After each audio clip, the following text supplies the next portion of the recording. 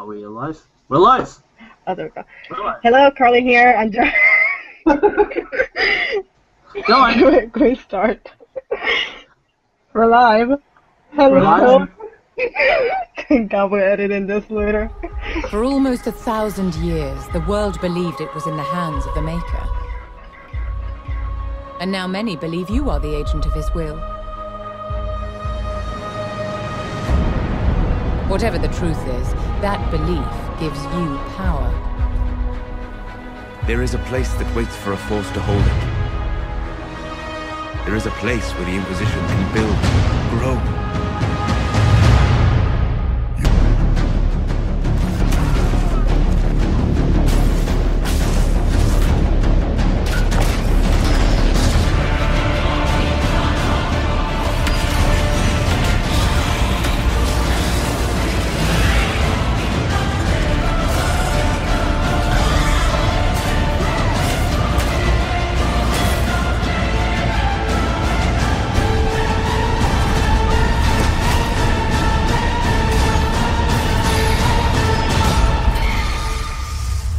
Every great war has its heroes. I'm just curious what kind you'll be.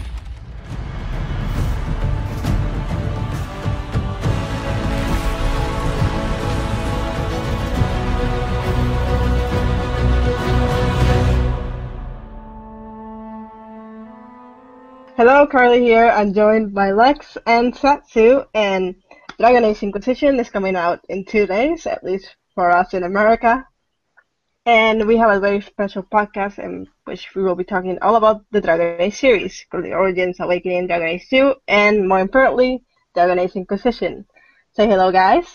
Hello. Whoa. It's very exciting. So let's start by talking about how we got into the Dragon Age series. Lex? Well, Carlie knows this. No. But she was trying to talk me into playing Dragon Age for years and years, and I would just say, shut up, Carlie, or ignore her, or... and last Christmas, I offered to buy her Mass Effect 3 for the PS3 because she played that game on Xbox, and I wanted to play multiplayer with someone I knew. And she thought it was really sweet, so she went and bought it by herself. So in return, I bought the Origins Ultimate Edition, which was the same price, and I played through it. That's how I got into the series. I was very persistent with you. I was not gonna let that go until you actually try those video games. She was very, very persistent, and it paid off because I love the series now, so it's awesome. And now you're desperate to get your hands on Inquisition. I cannot wait. I cannot wait. Unfortunately, I live in the UK, so I have to wait until Friday.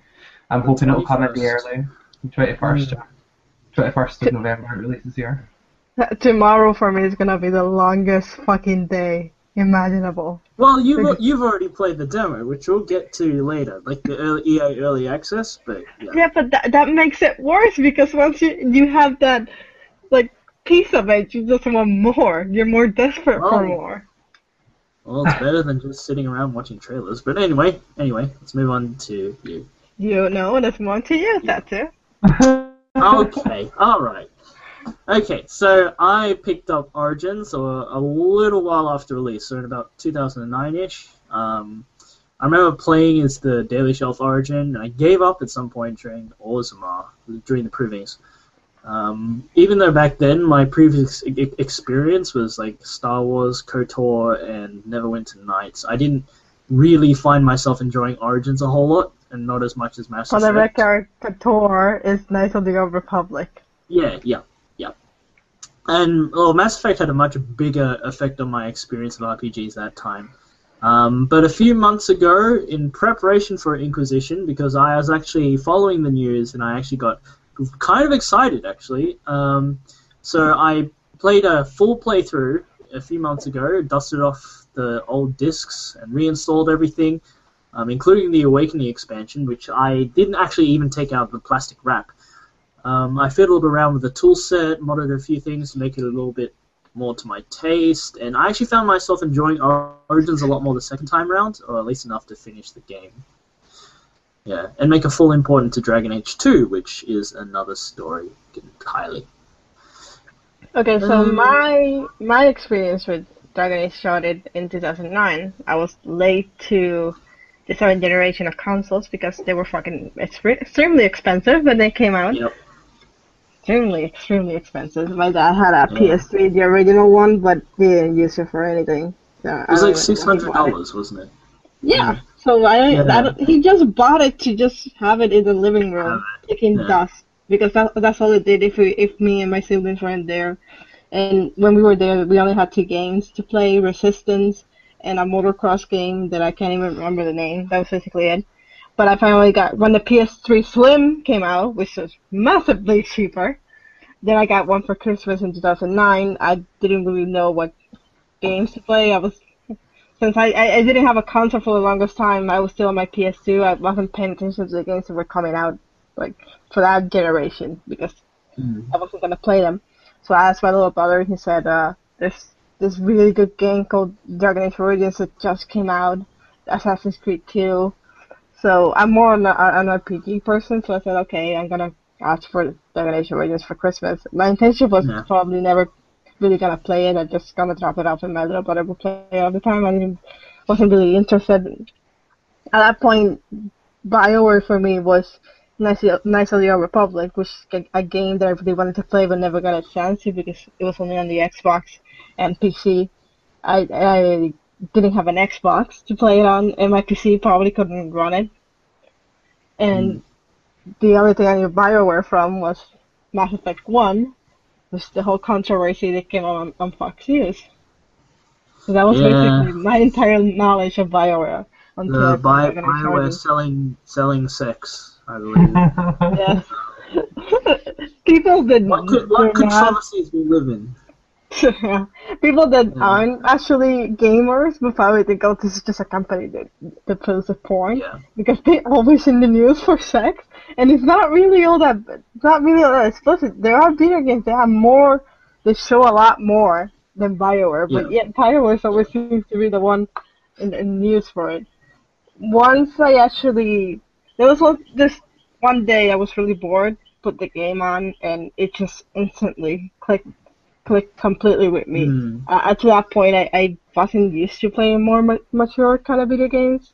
Like RPGs for Kingdom Hearts for me, Final Fantasy, which are great video games, but they're not. They don't have the mature content that Dragon Age and other BioWare games have. So it just came at the perfect time.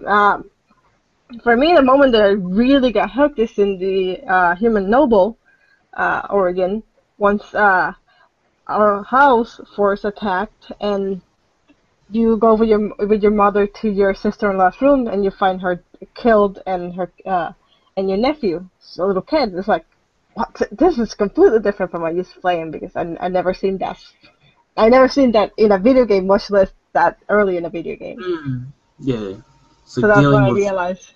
That's when I realized this is something completely different.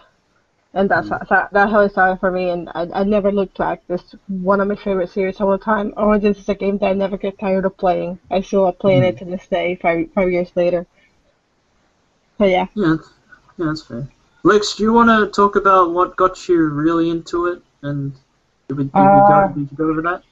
I guess it was the story and the characters in the first game.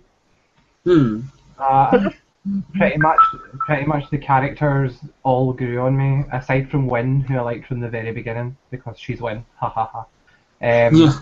I'll fight you over that. I always liked Wynn. I liked Wynn from start to finish. I just liked speaking to her in the camp. I grew to love Morrigan. Morrigan was always kind of funny from early on, but I think the more you go through the story, you see how naive she is. A lot of the tropes are subverted throughout the game as well, which is something I really enjoy. Yeah. They'll present something and then just subvert it afterwards. Yeah, they do. They do that a lot, which is just so much fun. And it's a good way to tell a story as well. The narrative is excellent in that game.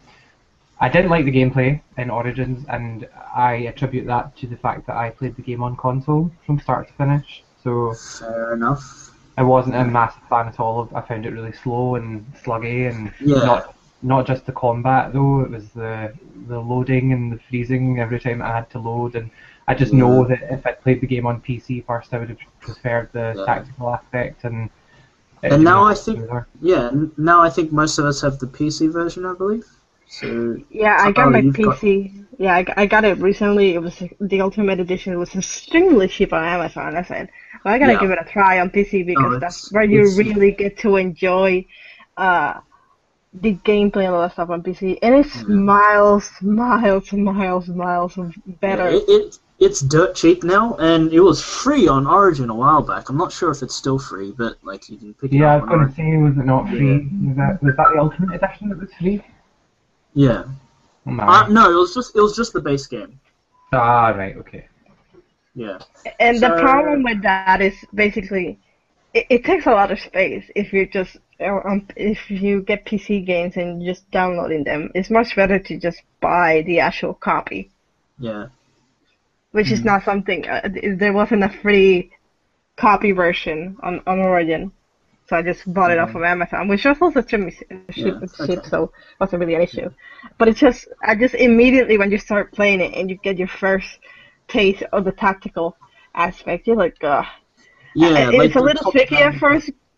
It's a little tricky at first getting used to it, but once you get used to it, when you play it again on console, it's like it's not the same. Yeah. Well, that was really what kept me going was the characters. Yeah. I didn't really touch any of the DLC though, or even Awakening until I finished the game and I was kind of exhausted by the time I finished it. So you didn't play through Awakening, or did you play through Awakening, or? I did play through Awakening, yeah. Okay. I did play through. I played everything now. I gave it a break for about 6 months and then came back to it to play the DLC. Yeah, fair enough. Yeah, I really agree with you on the character aspect. Like that's what really kept me going through both games, and that's by far the characters. And for me, like going through like all these BioWare games, like to me the characters have always been their strength in their writing. I didn't really care much for Origin's cookie cutter story quest. It felt really sort of vanilla and generic to me, or even the combat. And I agree, it was really slow and plodding. And I think it lacked a lot of pace. And even Dragon Age 2, and obviously, like which we'll get to in a minute, we had a whole list of issues, but I think the main thing that kept me going was basically the character development of the party. Watching these personalities like play off of each other and like basically interact more like people at the end of the day. Yeah, and they really brought that across in Dragon Age 2, which I think was one of the main things they improved on. For me, basically every single BioWare game that I played always has a strong characters, a group of characters. That's always something that you're gonna remember. And this game in particular, what you think those characters are gonna do, or how you think their personalities and all that stuff are, it's not exactly what ends up being. Like Lex says, there's a lot of subversions with the characters. Like at first glance, if you look at Liliana, you wouldn't actually figure out her history.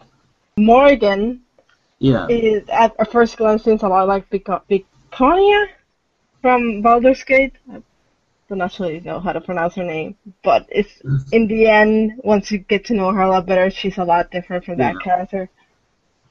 And there's always these character these aspects that you don't quite get at first glance, like you said, and then when you do get to know them more, they reveal more of their character, and then oftentimes they're not as simple as they seem. But I think, I think we can. Strength of the game definitely is how the characters develop. So I guess we can move on and talk about what we really like about Origins, and I guess some of the things that we kind of don't like, because I think we've touched on it a bit, but there are a lot of things that it's a good game for me, but I don't think it's perfect. No, definitely not. There were certainly a lot of things that could have been improved. Specifically, though, the quest I really enjoyed was the Urn of Sacred Ashes. I really liked the first kind of wow moment in the game for me was when you emerge after a really long cave, mountain, dungeon, and the High Dragon swoops down after you sound the horn. I was like, oh shit. Yeah, there's some great little moments in there. That's like a kind of specific moment in the game that I remember really enjoying. Plus, obviously, you decide to defile the urn, and who are you if you decide to do that, first of all? But if you decide to defile the urn and you have the companion reactions, which are pretty fantastic, Liliana and Wynn turn on you if you do that, which is just awesome. And I like the fact that there are decisions that you can make as the player that will get a kind of massive reaction from characters, and you know they can die, or they can agree or disagree with your decisions, but it's not just a meter, it literally has an impact on the story. Yeah. So a lot of good choices and consequences in the whole system. I guess we should probably mention at this point there's going to be some Origin spoilers and some Dragon Age 2 spoilers. And Awakening spoilers. And Awakening spoilers. No Inquisition spoilers, probably because only some of us have played through the game. But we'll keep Inquisition as spoiler-free as possible. Yeah. We probably should have said that first. We'll fix it in post. Okay, now we're gonna talk more about the story and decisions and characters in Dragon Age Origins. There's gonna be spoilers. There's gonna be spoilers for Awakening. There's gonna be spoilers for Dragon Age 2. There won't be spoilers for Inquisition. One, because the game hasn't come out, and two, because we actually haven't played it. I played the first 6 hours, but that's not exactly spoiler heavy.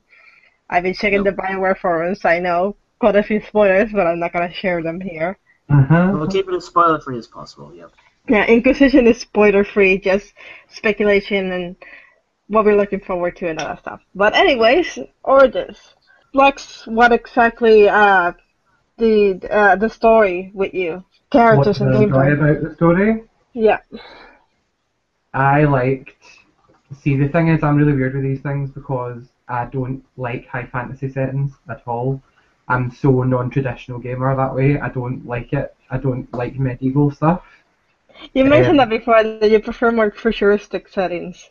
It's not that I prefer futuristic settings, I prefer more realistic settings, and if they're set in the future, if you're comparing it to, say, Mass Effect, which is set in the future, and it's sci-fi, and crazy things do happen, but you're kind of like, well, science, or well, space magic, so it's not really about suspension of disbelief as much as it is, I find a lot of it, when it's set in the past, as so many games are set in a kind of medieval European setting, I find it quite tropey. The setting didn't really appeal to me either. I don't like medieval settings in general, but Dragon Age really flipped that on its head for me because there's so much about it that I enjoy, and one of my favourite things about the story is a total side story in Origins and a kind of side story in Dragon Age 2 as well, and it's Flemeth. Yeah. I want to know, Flemeth is honestly what I'm most excited about, where that's going to go, even if she only shows up for another 3 seconds in Inquisition. Yeah. Yeah. They said they said in a lot of interviews that they will address some of the stuff about Morrigan and Flemeth. Yeah. And yeah, that's another thing I really liked about the whole system was that there are a lot of choices and consequences, but they weren't necessarily as direct as Mass Effects, but they carry over into the world rather than just the personal stories of Shepard and the sort of little NPCs you see around. I think with Flemeth, the thing is, we don't really know basically anything about her, and that's what makes her even more appealing. Because she has played a part in so many of the events in the Dragon Age universe, yet we're still just speculating as to what she is, what she's planning, what she's done. Is she a bad? Is she evil? Is she's not good? That we know. So maybe more ambiguous. We know that though, because I've been doing my Flemeth reading. I've been reading all the theories, and there's the Old God Baby theory, which I really like, because you don't know if she's good or not. Yeah. I think it could quite easily, I don't know for sure, but I think she could end up being one of the main villains in Inquisition.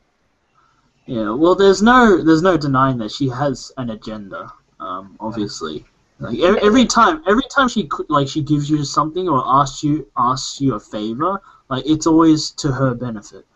If like especially when you talk about Dragon Age 2, like her whole like appearance is solely for her own personal benefit. Like even though she saves Hawk right at the beginning. But yeah, she definitely has her own agenda, and it'll be really interesting to see how that plays out in the Inquisition. The thing is, in one of the novels, you actually meet another one of her daughters, and it's very evident that what Morrigan was saying, what she's was supposedly planning to do with Morrigan's body, Morrigan wasn't lying. It's true. You actually see that with another daughter. Yeah. So she's not. What her plans are maybe end up being a good thing for Tidus, but that doesn't mean this is actually a good character. Yeah. And in a setting like Dragon Age, where it's not black and white, it's more. There's a lot of gray going around. Even the characters in Origins, like Logan, which is technically one of the villains of the game, can end up being as one of your party members. And you can't. He's a sympathetic character. You can't look at him. You can hate him, but he has some sympathetic qualities with him. And I think he's like as we'll talk about characters. Like we're talking about like Logan. I believe like for me, he's a straight up villain, but at the same time, he's relatable. He has redeeming qualities that make him human, but he's still like for me, he's still a villain. But I don't like. I like the whole like ability to actually recruit him. I think that was a really I think that was how the choices and consequences really reinforce like the way the Dragon Age world is set up. It was very whether or not to kill him, I think, is where it becomes a morally grey area, because it can be useful alive and tactically that is really the best option. However, he is not. I don't think he fits into a kind of grey area character because he's evil and that's it. He is a cunt. He has reasons. He has his reasons for doing the things that he did, sure, but he's still a cunt. Yeah. Well, I don't see him in a more fantasy setting where it would be a straighter line between good and evil. I would probably see him as evil, but in Dragon Age, this more gray area, I don't see him as straight up evil, and it is the more practical decision to keep him alive.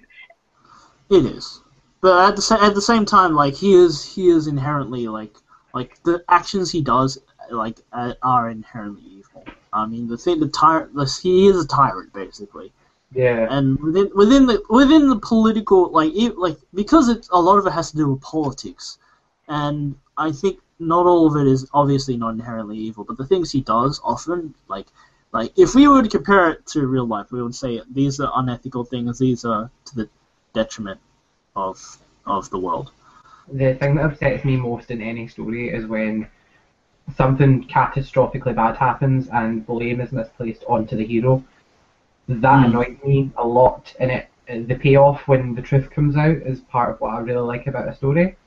So that's another thing I actually really enjoyed in Origins, is when you get closer to the end and everyone kind of realizes the truth about what happened at Ostagar.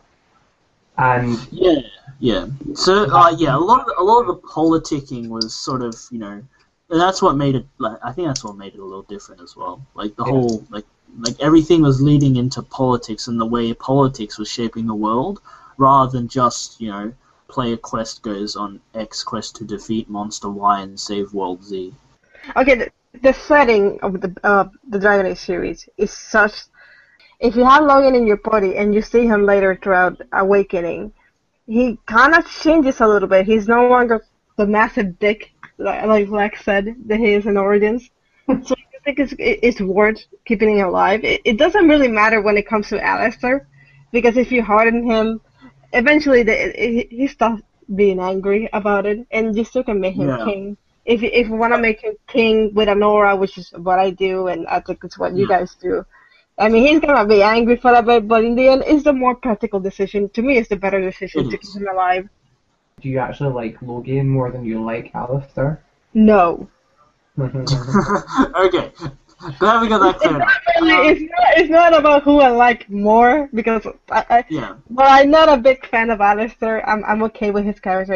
He's fine. He has his extremely annoying moments, but spends a lot of time whining about everything. And his situation's not really that bad, but he's funny. He's self-aware that he's not the smartest guy in the world. So it's not about who I like more. It's about at that moment what is the better decision going into that Yeah. and the more And there, practical decisions to keep Logan yes. alive. Yeah, I think that's really what makes it like the game really great is that there's basically like a really complex amount of choice and consequence. Like you want to go evil, you go evil. You want to make a practical choice, make a practical choice, and like a lot of it is natural. A lot of it feels natural in any case. And like the dialogue choices, there are lots available, and there's a big range of possible outcomes, and you know. Yeah, so like if you like, and especially the Landsmeet. When we're talking about Landsmeet right now, I guess that's really, like, really the culmination of the past 20 hours of the game, probably more. And yeah, it's just like, and if we want to talk about Alistair, that's like the characters as well. Like the characters are basically just really, like their reactions are believable. Yes, definitely. I agree. And they're just, and so, like, I didn't like Alistair, going apeshit, but at the same time, we look at it, that's his character. I know, like, for a fact that Carlie didn't exactly like his reaction, but at the same time, I was kind of like, well. I would understand his reaction a lot better, or understand where he was coming from. But throughout the whole game, you go through a lot of events that should have made Alistair more aware that it is the best decision. The Grey Wardens are not this order of shining knights that he sees them at. If it was earlier on in the game, before the Battle of Ostagar, maybe I could believe him making that like, oh, he shouldn't be in the Grey Wardens. That's not what the Grey Wardens are. Yes, there is. They will bring anyone. Yeah. Blood mages. Yeah. That's at that point in the game, he should be more, not as naive as he was before. Yeah. I guess like they could have improved a little bit by having some, like, giving more dialogue options if it was hardened, and they do that to some degree. But I do agree that they could have handled that a little better. But at the same time, it's an irrational, like, it is irrational, like, his reaction to it. And, because, I think my warden was romancing Alistair at the time, so I basically chose to kill the game anyway. Hey, it's alright. I mean, it's not a bad romance, but at the same time, there's a lot of naivety in it. And that's not necessarily a bad thing either, because it works in the character's context. And that appeals to a lot of people, I think. Yeah. Yeah, and like because he's basically and this goes back into the character depth. He has a lot of wit, but at the same time that being witty thing is an act to cover up for his failings as a person, I guess. I don't know. But he has flaws, and it's obvious that he's very naive, and I think that's actually reflected in the character scenes and the romances and whatnot. And it's the same for all of the characters, really.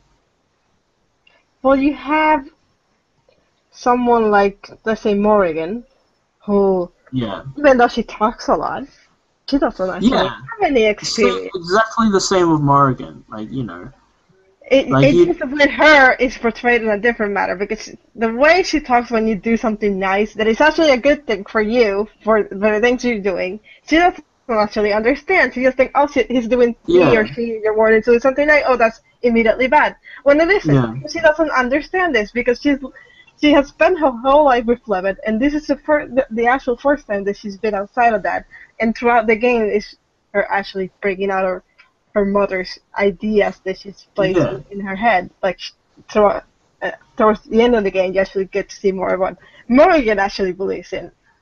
Yeah. So, because especially with Morrigan, it's basically like you encounter her, and her reactions to basically everything, she really only approves of short-term gain, and when you do things for the greater good, for the purpose of the quest to gain more alliances and stuff, like she doesn't, like you said, she doesn't recognize that. She doesn't recognize the ramifications of these things that you're doing, and so a lot of her character stems from, similar to Alistair, her wit is a cover-up for how naive she is, I guess, sometimes. Yeah. Yes. It's not even that it's just solely a front, because of, obviously, she's never really ventured outside the Carlie Wilds with Flemeth. And she just doesn't know. Like, she doesn't know better. Yeah. But sometimes I see that argument, like, oh, she's just really practical and stuff. Like, she's not really all that practical sometimes. She's not. No. She like the only character that I felt I felt personally was as selfish as Morrigan was probably Isabella. But that's an argument we'll have for the next game. Another thing I would like to mention about Morrigan's character, though, is how drastically she has changed between the events of Origins and the events in Witch Hunt. She isn't a completely different character by any means, but you can tell in the way in the way she speaks about what's going on and what's coming, that she's matured and that she has a focus and a goal, and she is now obviously aware of Flemeth, and she doesn't know what Flemeth is herself, but she knows enough to know that she has to disappear and prepare, basically. And, that kind of decisiveness is a little bit more fleshed out in her character in Witch Hunt than it is in the main game.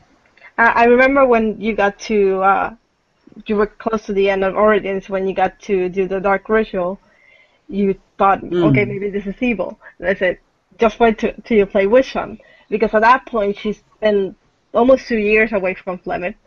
If you took the Dark Ritual, now she's a mother, and one of the things that really struck me is that I think at that point she finally realized the level of the things she was doing. Like, she spent most of the game lying to the warden, disappearing after everything was done. I think she finally understands that she feels a lot of guilt over it. She understands the decisions that she made weren't exactly the best decisions. She understands the gravity of what's going on. Yeah. Yeah. Can I just clarify the timescale, though? Because I was under the impression that Awakening took place 4 years after Origins. No.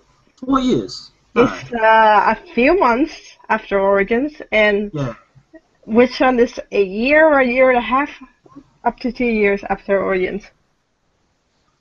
Time scales for BioWare games are really weird. Maybe it's 4 months and I thought it was 4 years. I don't know. Maybe. Because you have some confusion as to how long the main storyline of Origins is, because if you play as a dwarf noble and you get the noble hunter pregnant, Mindy, once you go back to Orsamar, she has a kid. So either the dwarves, the female dwarves, their pregnancy is a lot shorter than human and elven, or it's been about 9 months between your origin and the time you go back to Orsamar. And that's the one thing that but that's the one thing I really think is a strength of BioWare's writing, is that they're really good at conveying the sense of change. Between Origins and Witch Hunt, there was a serious sense of change between the Morrigan you first encountered and the Morrigan who goes into the Alluvion. I guess the timescale isn't all that important in Origins and all of its DLC, though, because Dragon Age 2 takes place over such a large timescale that it would wipe it out in the grand scheme of things. Yeah, and that's also really one of the things I really don't like about Origin. It's like the time scale is weird. Yeah. And that's similar for a lot of BioWare games, except for I think Dragon Age 2, which had a really defined sort of timeline. Mass Effect is kind of super specific though, because it has dates. Is it? Yeah, you've got a date for in the codex especially, which is quite consistent. You've got a date. Oh, you mean in the sequels moving onward? Because I had absolutely no idea how long the actual events of Mass Effect would take place over. Like I hear anything from a few weeks to like a month to half a year, and I don't exactly know how long the timescale was. But I guess that's player dependent. But there's no real apparently to me. It would be player dependent because you can do the first 3-4 planets in any order you like. So yeah, I don't know, but But the second and third games, even though they have a bit of order choice as well, less so in 3, they definitely have a more solid timescale. Yeah, but I think, Origins suffered from the same issue, I think, because you were basically, especially some of the very, early long quests, they were really especially long. I mean, dealing with the Redcliffe stuff, even the Redcliffe stuff right at the beginning, and it's super long, because you go in, you deal with the undead, and, you go to Connor, he's possessed, and then, maybe we can go, get some mages to help him out. So you go to the circle, the tower in the middle of the lake, and you have to go around the lake just to get to the boat. And then when you get to the boat, you have to deal with the tower, and the tower's got its own issues. And by the time that's all happened, you go back to Redcliffe, and you've done this huge loop around the country basically, and that's a really sort of nebulous timescale. Well, for one, Lake Callahan and the Circle Tower is actually quite close to Redcliffe. 2, Yeah. If that changes if depending on what you do first, Redcliffe or the Broken Circle. I usually do the Broken Circle first.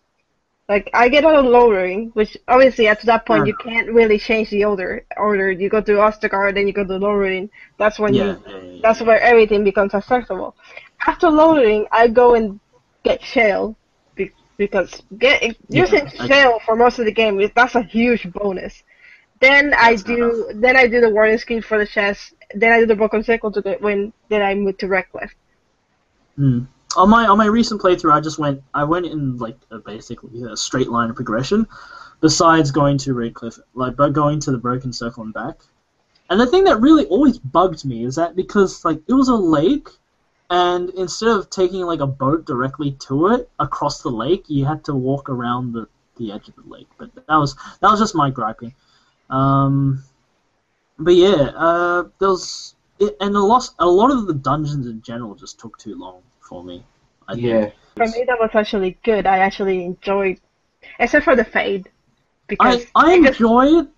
I enjoy the length of the game, but not when the content is the content had pacing issues. Like when we're talking about, for example, say the Urn of Sacred Ashes, that quest. I enjoy the puzzles. I really like the boss fight with the dragon, like you said, Lex. But at the same time, they're 3 different zones of nothing but dungeons. Yes, that is there was 0 context to it. It was the designers basically made these dungeons and made all this content. It's we gotta put it together somehow. Let's just slap it on top of it. And by the way, there are no cutscenes or further progression. Yeah, there's nothing. It's literally just fight enemies through corridor fight. Yeah. I got that from quite a lot of sections in the game too, and it did really bother me because it gets boring, it gets repetitive. I'll tell you one thing that is kind of skipping ahead a bit, but the Legacy DLC for Dragon Age 2 actually does a long dungeon crawl, but does it properly because there are cutscenes that break it up. There's further story progression that breaks it up, and it is just one long ass dungeon, but it's not boring because you're working towards a goal in each kind of section, so it's very different. Well, do you have anything to say, Carlie, before we move on to talking about repetition in Dragon Age 2? My understanding, the whole dungeon crawling, all that long thing, was more a throwback to Baldur's Gate, which I never played, but apparently that's what it is. It's not. It's done for that. Yeah. So a lot of the whole game, obviously, when we're talking about Dragon Age Origins, the context is basically it's BioWare attempting to make a new series of its own, because before then, all they did were basically Wizards of the Coast licensed games, Neverwinter Nights, Baldur's Gate, all within a Dungeons and Dragons setting. So for them to come out and produce, this thing of their own, which has to be old school because that's what the fans want. So that's what we got. I guess. And to me, I guess it's fine. On tabletop and Dungeons and Dragons, the dungeoning is in itself a reward. But at the same time, we don't play for, well, most people, they don't play sessions like that consist solely of dungeoning for several hours. It's weird because I'm not used to playing games that way, like Origins is. But in Origins, I actually enjoy it. The only exception really for me is the Fate, and it's because they drop you in there and they don't really give you much of an explanation of what you're supposed to do. And if you're on your first playthrough, you're just walking around lost for a lot of hours, and it makes you lose interest in getting out. The Fate is an easy thing to hate because there's no context to it. There's no like, a lot of it is guesswork, and they don't help you a whole lot. And like, because there's a lot of backtracking as well, you get into the monotony of it. And there's not a lot to love about the Fade. And obviously, it's the most, like, skipping the Fade is the most downloaded PC mod. I guess that really says a lot about the quality of the system.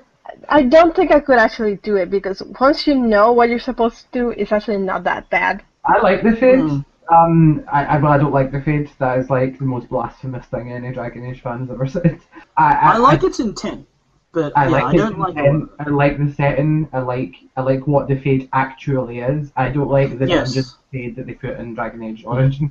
But I like the way you have to kind of fight your party members and stuff. I liked all of those moments.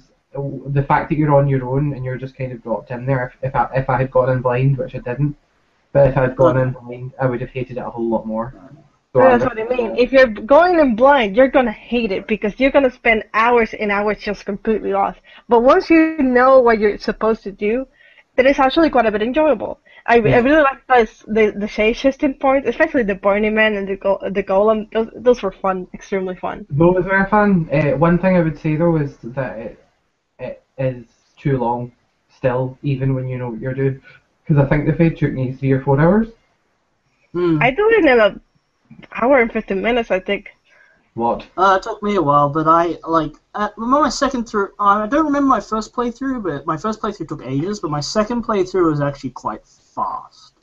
Mostly because I was clued into the puzzling, and like I knew there was going to be a lot of bullshit backtracking and stuff, so I was kind of more prepared for that. But apart from that, it was like the whole thing overall. I guess there is a lot to like about the Fade sections, but there is a lot to hate. I guess that's all there really is to say about it.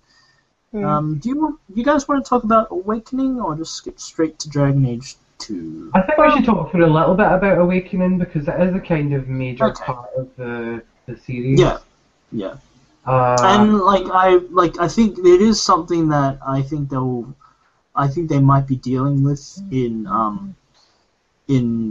Inquisition. I'm really hoping so, because one of my, I wouldn't say it's a massive disappointment, but a lot of the characters that you do recruit that are kind of exclusive to Awakening are ignored in Dragon Age 2, completely ignored. True.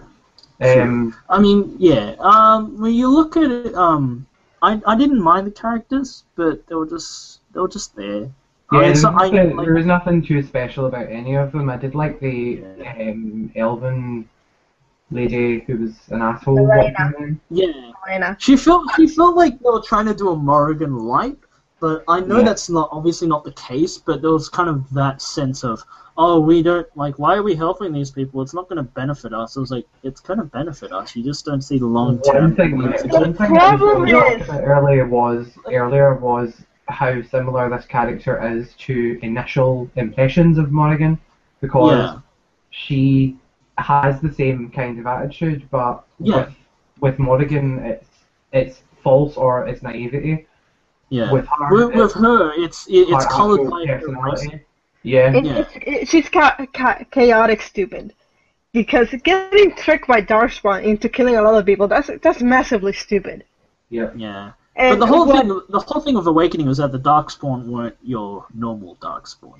But still, the trick they played on her was not particularly hard to figure out. She just went into full vengeance mode and didn't actually think about what was going on. A lot of reviews put it as she was a Morrigan without the character development. No, I think she had a developed character. It's just that the people probably just didn't appreciate that sort of character development. Like, The thing it about was very easy Monaghan, to though, like, is Monaghan becomes more human as the story goes on, whereas that character becomes less human. well, She needed a full game for us to actually appreciate and they could actually develop the character properly. She's voiced by Grey Delisle, who's one of my favorite voice actors. I cannot remember the last time Grey Delisle voiced a character that I was particularly a fan of, and that's the first one. And I say I don't really like her, and she's voiced by Grey Delisle. I actually did kind of like it because, like, I think her character is more centered around her hatred for humans, and I think that's where her character development went. It went into her, basically her racism, like, the chip on her shoulder because she thought the humans killed everyone. So in that sense, when you look at it that way, like, she does develop into someone who doesn't, like, and even her epilogue. Her section, like some like if you do all her quests, she like it specifically talks about how she saved a group of humans and didn't ask for like accolades or anything. Yeah. But yeah, she does develop. Like I have to argue that she does actually develop as a character. It's just not the way that people wanted her to develop. It sounds a little condescending, but my idea is basically that she just, like, it's not the way people expected her to develop. She does have a moment in the game where she starts, like, arguing with you very loudly, and you can point that out to her, and she's like, okay, fine, you're right. So she's not unaware of the kind of behavior that she has, and if you criticize her for it, she actually takes it in stride, and okay, you're right, I need to change this. So I kind of appreciate that part. Most of the characters in Awakening, the problem is, if it was a full game, which is not, it's a really long expansion. It could be its own game, but it's not. It's a very good expansion, yeah. Yeah. I honestly don't think it should have been any longer than it was. No, that was perfect for the expansion fact. But the main story, Yeah, but the problem is for the characters, a lot of them didn't get a chance to shine because it's an expansion pack, it's not a complete game. So you ended up with a bunch of characters that some of them you were going to remember. Which one of them was Anders, which almost everyone loved. I really liked him in Awakening. So that's I really liked Anders in Awakening as well.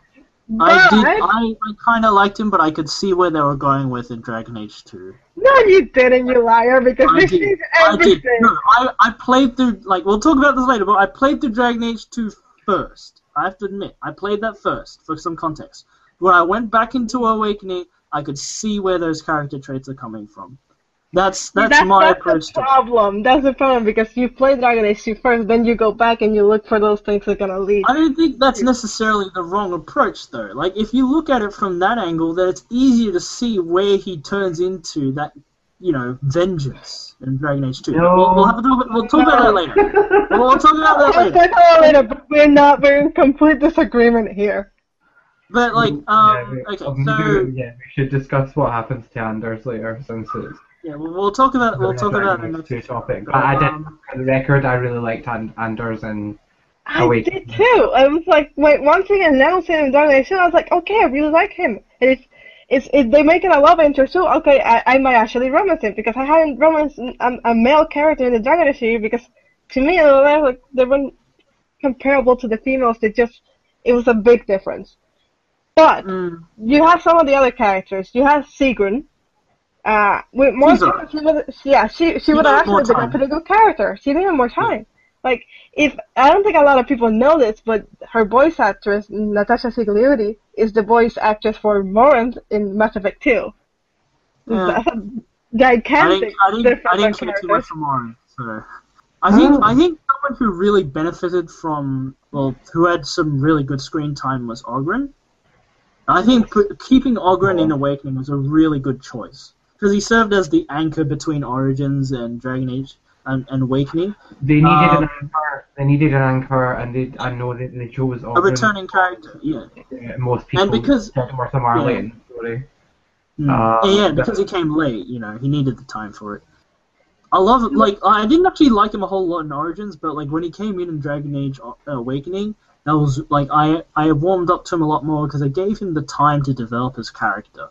To talk about his family duty and everything, and yeah, you know. To me, the thing is, because I actually did like him a lot in Origins, because I could see that the personality that he was showing to everyone was just really masking the issues that he was going through. That he was just a sad clown. I think the problem with a lot of people is that since you have all the other characters, they eventually they're really well developed, and you have Ogren, who comes, for most people, is going to come late in the game. Right. Yeah. You have an underdeveloped character next to a lot of well-developed characters, and I think that's the issue for people that don't like him. But then they brought in Awakening from the start, and they actually got to develop all those things, and you saw bits of it in Origins. He gets the love he deserves, basically. Like, even though you still get his, like, oh, I'm a drunk dwarf, isn't that funny? And that's really tropey, but at the same time, Yawn. I wish they'd done something like the same thing with Wade and Heron. They actually were pretty good in Awakening. They were great. Oh, the Wade and Heron, I think, are the best NPCs out of all of Origins and Awakening. I wish they would have come back to Dragon Age 2. You're saying that about Plymouth as an NPC? No, you know what? I like Wade and Heron more than Plymouth. Controversial. No. I like Shots fired. I like them more. I'll fight you over. More studios hidden.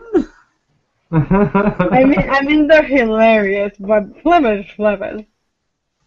I think that the games just really needed like a proper NPC comedic duo like Wade and Heron. Yes. I think it was a perfect side arc, because especially when you get into Denerim, and it's like the biggest shithole, and it's really kind of depressing going around and like going back to the alienage and having all these problems and stuff. I think the game needs sort of that. Should we quickly talk about the story and Awakening? Yes, because we have before we get to that, that's one thing that I absolutely hate about Awakening, is that even if you don't have people in your party, if you do an action that they don't like, they still disapprove of it even though they're not there, which I find completely ridiculous. Yes. Wow, I did not know that. I never came across that. Really? You get disapproval from party members that aren't actually in your party. I've never encountered something like that. Like that, I can't say for sure, but that sounds like a bug. Just check it out. It does happen. But then again, I never actually made a whole lot of there never were a huge amount of decisions. You don't really have the same in Awakening, kind of, because it just wasn't as big. Yeah, I mean, the regular diamond. No, I never came across those problems. It might have been a bug. I don't know. Anyway. Well, the big thing with Awakening. The Darkspawn. No, specifically the Architect. Yeah, Darkspawn and the Architect. Yeah. I didn't think the twist was as strong as it could have been. I mean, like when the Broodmother's like, oh, did you know the Architect caused the new blight? And I was like, oh, well, okay, fair enough. I haven't read any of the Mass Effect novels, but from what I hear, I chose to keep the Architect alive, I think. And from what I hear, reading the novels kind of makes him a lot more... His backstory is essentially more evil than he lets on during Awakening. Oh, okay. I would just... By the way, you said Mass Effect novels. What did I... Sorry. Dragon Age. Stop. I was like, where are you going in the Mass Effect novels? But anyway. Yeah. I would say he's an amoral character. The way he sees things is not black and white. He sees blue and orange morality. He's very, he's a lot, like, I wouldn't say he's inherently evil, but like Flemeth, he has an agenda, and we don't know, like, what it is, even, like, when we agree to do, like, his dirty work for him. But I do like their intent to make the Darkspawn less like monsters and more like actual thinking beings. I think that's a really interesting approach. we'll see how they approach that in Inquisition. Because in Inquisition, obviously, it's not about the Darkspawn at all. It's just about straight up demons. Yeah. You gotta remember that where the Darkspawn come from. They were people before. They got tainted. Yeah, they got tainted. So you can see where some of them actually getting intelligence would come from because they were people before. With the Arcanine, I gotta be honest, it's the same with Origins. I made a lot of decisions later on after a few playthroughs that I didn't do them because I thought, oh, this is the right decision, this is the bad decision. I did them purely because I thought, oh, this is gonna be a fascinating storyline going forward. And that's really inside the Architect. Because I read the novel. I read the novel. He did some pretty fucked up things in that novel, but I saved him purely because I want to see where that goes. That is one of the reasons I had such a hard time killing anyone off in Dragon Age, because even though they're evil, it's like I want to see them show up in the future, and I want to see how they've changed, and I want to see what they do. Exactly for me, except for one person, which we'll get on to once we go to Dragon Age 2. That's the only I'm looking forward to that. I'm about to finish my playthrough, and I'm actually really looking forward to killing that character off. But anyway, yeah. I just want to say how goofy the Architect sounds. He has this, he's basically sounds like he's got like a lollipop stuck in his mouth, and he's trying to talk through it. He has this really terrible lisp, and it's his airways are blocked. Did anyone want to puke when they saw the Brute Mother? She's gross. There's not much to say about it. Brood mothers are gross in general. That was not a particular pretty picture that got into my head after I saw her. Yeah. And the mother too. Yeah. Once at the end, when you finally beat the mother and the warden just gets the murder knife and just stabs her, I was like, you can keep the knife. I don't even want it back. Oh god, the whole Brood Mother thing. Oh, it's so creepy. So creepy. Anyway, we'll move on to Dragon Age 2? Yes, please. Yes. And we'll go on about what we really like about it and what we really don't like about it, because there's a lot in both. A lot in Camp A, a lot in Camp B. I can tell you what Lex really liked about Dragon Age 2 that he really liked in Origins. What was that? The gameplay. Yes, very much so. I went into Dragon Age 2 on the back of a lot of criticism. Yeah. I know how badly received that game was amongst the fans. So you curbed your enthusiasm beforehand. I curbed my enthusiasm, yeah. And it is definitely built. I know why. The criticism is because the gameplay is kind of more suited for consoles in certain aspects.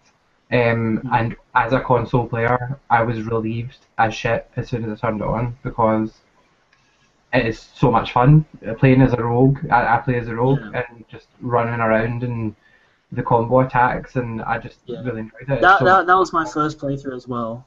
It really left a great impression on me. I played the demo, so I knew what I was getting into, and that was at launch. So. Oh, there you go then. I don't think it's as bad as some people make it out to be. It's not a terrible game, but compared to Origins, it's especially the reused dungeons and stuff. Yeah, an easy argument. You won't notice if we start you off in a different part of the same dungeon 6 times, and it becomes a bit confusing at a certain point. So that was obviously one of the things I didn't like about it. I didn't like that there wasn't really any exploration beyond these few areas that they give to you. I think I preferred the menu system, definitely. And the quest log and stuff didn't make me want to claw out my own eyeballs. I barely looked at the quest log in Origins, because every time I had to do it, it just drove me nuts. BioWare, that's one of BioWare's big problems. Their inventories are kind of not great. And the codexes and journals, the codexes are alright because it's just extra stuff you read. But the journals that list your quests are often really badly designed. Well, the codex and journals in Mass Effect and Mass Effect 2 were okay. And then Mass Mass Effect Effect 3. they ruined What it. happens? Oh my goodness! It was a huge clusterfuck. But anyway, that's yeah. I think Dragon Age Yeah. 2's in that respect was a lot better. I guess you could say Yeah, that. definitely. It was fairly well categorized, I suppose. Can we make it into a drinking game every time Lex brings Mass Effect? I don't mind. I mean, like I like Mass Effect as much. Like I will it's an easy comparison to make. Yeah, because Especially for Dragon Age 2, which they went into voiced characters, right? I think that was one of the main criticisms from fans from Dragon Age Origins, that they didn't like the Dragon Age 2 brought more of Mass Effect. It brought the dialogue tree. It brought a voice character. Thing ever, because obviously I started on that which shall not be named. But I've used the dialogue wheel to a list of 5 text options. I think it's much more intuitive. Yeah, I think there's a place for both in RPGs. I mean, I think at the end of the day, like what I see online, a lot of the arguments talk about, oh, this isn't my character because I can't make as many choices, or something along those lines. And I think it really depends, because for Dragon Age 2, I think the way they'd written it was, I think Aaron Flynn recently talked about what the difference was in the narrative between Dragon Age 2 and Dragon Age Origins, and he was talking about, this is less about a story of your character as a story about BioWare's character, I suppose. I think I was paraphrasing there, but yeah. And so I think for when they were trying to portray Hawk as a separate character from the players, then I think the voiced option is better. Oh yeah. I absolutely love that. I think they should use that all the time now, just having the 3 different personalities, because I absolutely love using sarcasm. Oh yeah. Sarcastic yeah. Hawk. Everyone loves sarcasm Hawk. Everyone. Sarcastic Hawk is the best Hawk. Or as Barry calls him, Chuckles. Yeah. I just encountered that during Mark of the Assassin, but I want to go on to talk about that later. The voicing is good. It's not like Mass Effect, where the first Mass Effect, where you tried to get into the voices, and it was like Mark Mir and Jennifer Hale, and that sort of argument. But the voices in Dragon Age 2 were solid. And I'm really glad to me, they were both equal, which is something Mass Effect lacked. All the time, because Mark Mir wasn't in the category that Jennifer Hale was. For me, the argument is, do you prefer having the kind of player character that the one is in Dragon Age Origins, which is basically just you inserted into that character and you choosing those dialogues? Or do you like creating this character like you do in Dragon Age 2, like you do in the Mass Effect series? Honestly, I prefer the latter. Just having created that character and it has their own personality, where you can see and they have their voice. But I can see why some other people don't like it. Yeah, I suppose it's basically like setting the character a little bit more on autopilot, where you still make the choices, but at the same time, you decide where the character goes, but at the same time you're not in full control. And I think that's what unsettles some people. That's what they don't like about it. But I think both have their place. I think both have their advantages and disadvantages, and it's not. For me, I don't think it's easy to say that this should be here, this should be there. I think at this point in where we're going with video games, just having a character that doesn't have a voice, you can't really tell their personalities. That's not really all that entertaining anymore. It was a few years ago. It was a decade ago, but not really anymore. I've made the argument before that not having a voiced player character appeals to a certain audience and makes it easier for some people to insert themselves into the role of that character. For me, I to be able to connect with a character that I am controlling, I need them to be voiced now. I didn't like it in Origins that there was no dialogue from the player character, and I loved it in Dragon Age 2. And really, I loved Origins. I really did end up loving Origins. I didn't start out loving it, especially with the gameplay that I didn't like. But Dragon Age 2 really sealed the deal for me. If this is where the series is going, and they're bringing in the exploration, and the choices and the kind of massive sort of companion options you've got in Dragon Age 1 to Inquisition with the gameplay and a voice protagonist of Dragon Age 2. I cannot wait. I'm so excited. Inquisition seems to be hitting that sweet spot from what I've seen, but like we'll talk about that in a bit. Yeah. The problem, especially the problem that people don't really realize with having a player character like the Warden, is when you go to a third game or a second game, when you have a different character as your player character, and you want to bring the character you used to have as a separate character that you're no longer controlling, what are you going to do with him? Because they don't have that base personality that you can do with Hawk and Dragon Age 2. And that's a problem with Inquisition.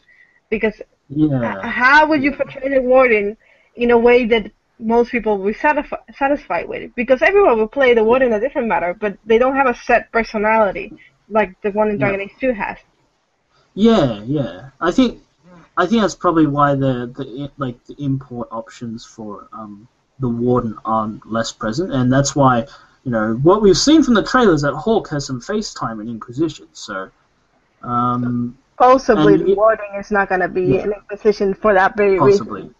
Yeah, so, well, I think they'll, apparently they have missions, pertaining that involve them, but I'm not sure.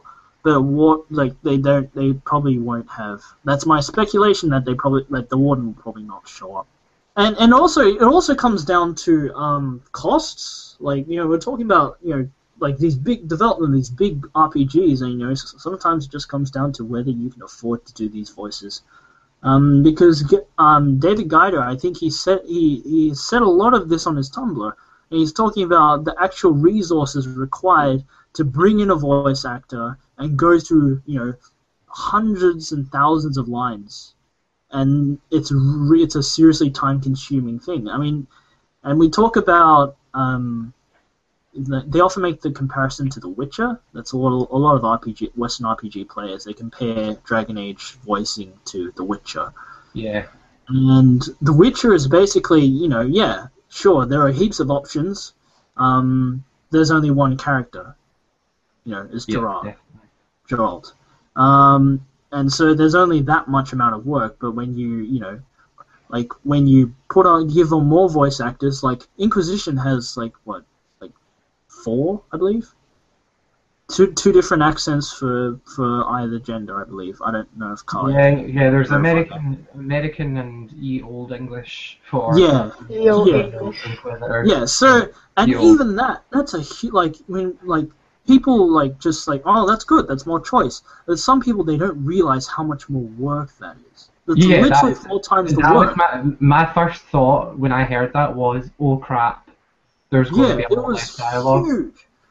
Yeah, and even Dragon Age 2. I mean, Dragon Age 2, that was a lot of work, but even that was fairly light on choice. Yeah. And there's it's just basically that's what one of the things that gets me really excited about Inquisition is that they've put in the work, and they've managed to. There's a lot of things, but they've reached the same amount of depth of origins, but with the same amount of work that they put into Dragon Age 2, if not more.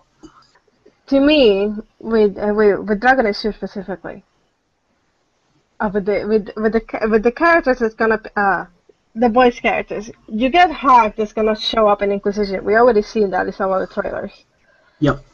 But my thing is, are they going to? First of all, can I change his character appearance? Is it gonna be a custom appearance, or is it gonna be the default appearance? And other than that, is it really gonna have the personality that I had him through Dragon Age 2? You're talking about the Warden, is it? No, I mean Hawk. Because well, I'm not gonna be controlling him. I do have another character now. He still is the character that I had in Dragon Age 2. That I want to see him act the way I made him be throughout the game. Yeah. And that's also and I believe Laidlaw said that you will be able to customize Hawk. I hope so. Well, I believe he said that on Twitter. But I'm not sure how they're going to implement that. Whether it's through the Dragon Age Keep. I don't think so. But the Keep certainly, like with the Keep, you're certainly already. We know that for a fact that you can dictate the personality choice. Like we know that for a fact. Because that's a straight up choice in the Dragon Age Keep, like which personality was Hawk. It does say what kind of personality you have. Yeah. But we'll talk about the Keep later. Dragon Age 2 specifically, I guess. Yeah, it has its place. I've given my opinion on how much I like the gameplay in Dragon Age 2. Yeah. I like the gameplay. I really did like the gameplay. The problem is, when you start off the game and you go to Kirkwall, it does feel like a big city, but it only does at first. It's like it's a mirror trick where you put a lot of mirrors in all the place to make the place look bigger. I guess. But that only works for a little bit. At some point, you're gonna realize that this is an illusion. I think you realise it's an illusion when you are forced to run around the city 1,000 times, though. It's not a case of... As soon as you get to know the area, it starts to seem a lot smaller, and it's the same in games like even Grand Theft Auto. If you play it a lot, you get to know a certain area. Like the more recent games have been so massively huge that it's not mattered. But if you look at like early PS2 titles like Grand Theft Auto 3, there's very small areas. Kirkwall is not big at all. It's just copy like for me, area after the other. Yeah. No, I think like the way they did it, I think they really did the best of what they could, but they did not have a lot to start with. To be honest, they didn't have the time. They got screwed over by EA.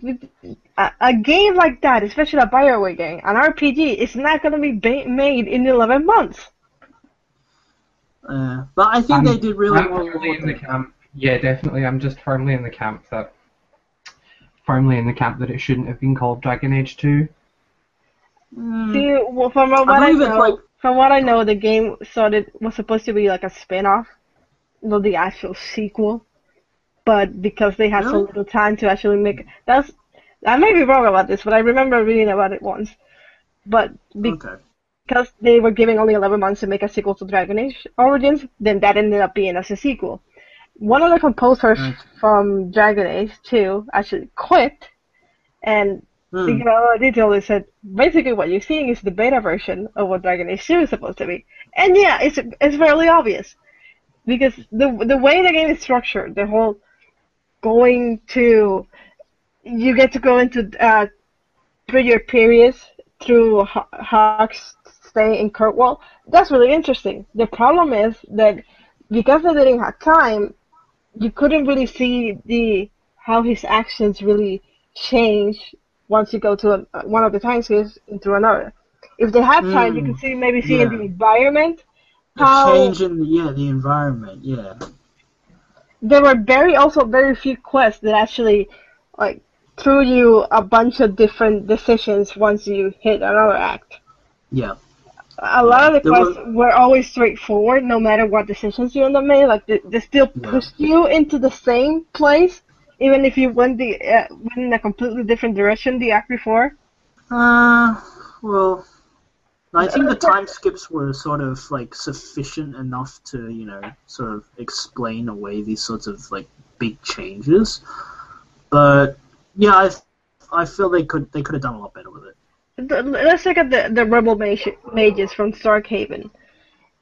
In Act 1, you can just let the Templars take them. You can fight the Templars, or you can convince the Templars to do not dare. But by Act 2, no matter which of the decisions that you made, you still end up in the same place. What do you mean by that? The lady mage, the one that turns evil, they still get captured, and she still blames you, even if you killed the Templars or you convinced the Templars to leave. And by Act 3, it doesn't matter because it all ends up in the same, like, that group kidnaps one of your, if you have your siblings alive, they kidnap your siblings. Love interest. It all ends up in the same direction. It's one of the reasons why I hated the Mass Effect 3 ending, because no matter which way you went into the ending, you still had You still got there no matter how. Yeah, I see that as a really common argument. I get where that's coming from, but like at the same time, I feel that the choices may not have been like the end game may have been already there because like obviously they wanted it to end Dragon Age 2 in a very specific way. Yeah. And so for me, it was all about the illusion of choice. Because let's face it, like a lot of RPGs, like choices and consequences, really all an illusion of choice to get from point A to point B. And I felt that the choices that the consequences that happened in like especially with that arc in particular, I felt it was thematically different enough for there to like there weren't huge differences or grand sweeping changes like there were in Origins, but at the same time, you know, stuff with the Templars and the mages and the whole whatnot, and like the dialogue turns out differently for a start, even though the outcome is usually the same. And I think the changes that do like the differences that like even though the outcomes are very similar, I feel they're reasonable. I feel like they're outcomes that would have happened if you'd picked those particular choices, even though there aren't huge differences. The problem with Mass Effect 3 ending, which we could probably spend 3 hours talking about in a separate podcast, is the fact that they didn't really explain the outcome, and it didn't seem very reasonable. I mean, I love the game, but yeah, it had its huge problems. But yeah, the choices and consequences, yeah. A lot of the criticism directed towards Dragon Age 2, which I never understood, is that a lot of people didn't like the ending because it was too sad and too depressing. It wasn't a good ending. But when you start off the game, you already know that things went to shit. The point is that you've shown how we got here. Yes. Yeah, I didn't have a problem with that. I didn't have a problem with it either. I actually thought it was really fascinating because it was something that BioWare had never done before. The only problem for me is that they didn't have time to actually develop it properly.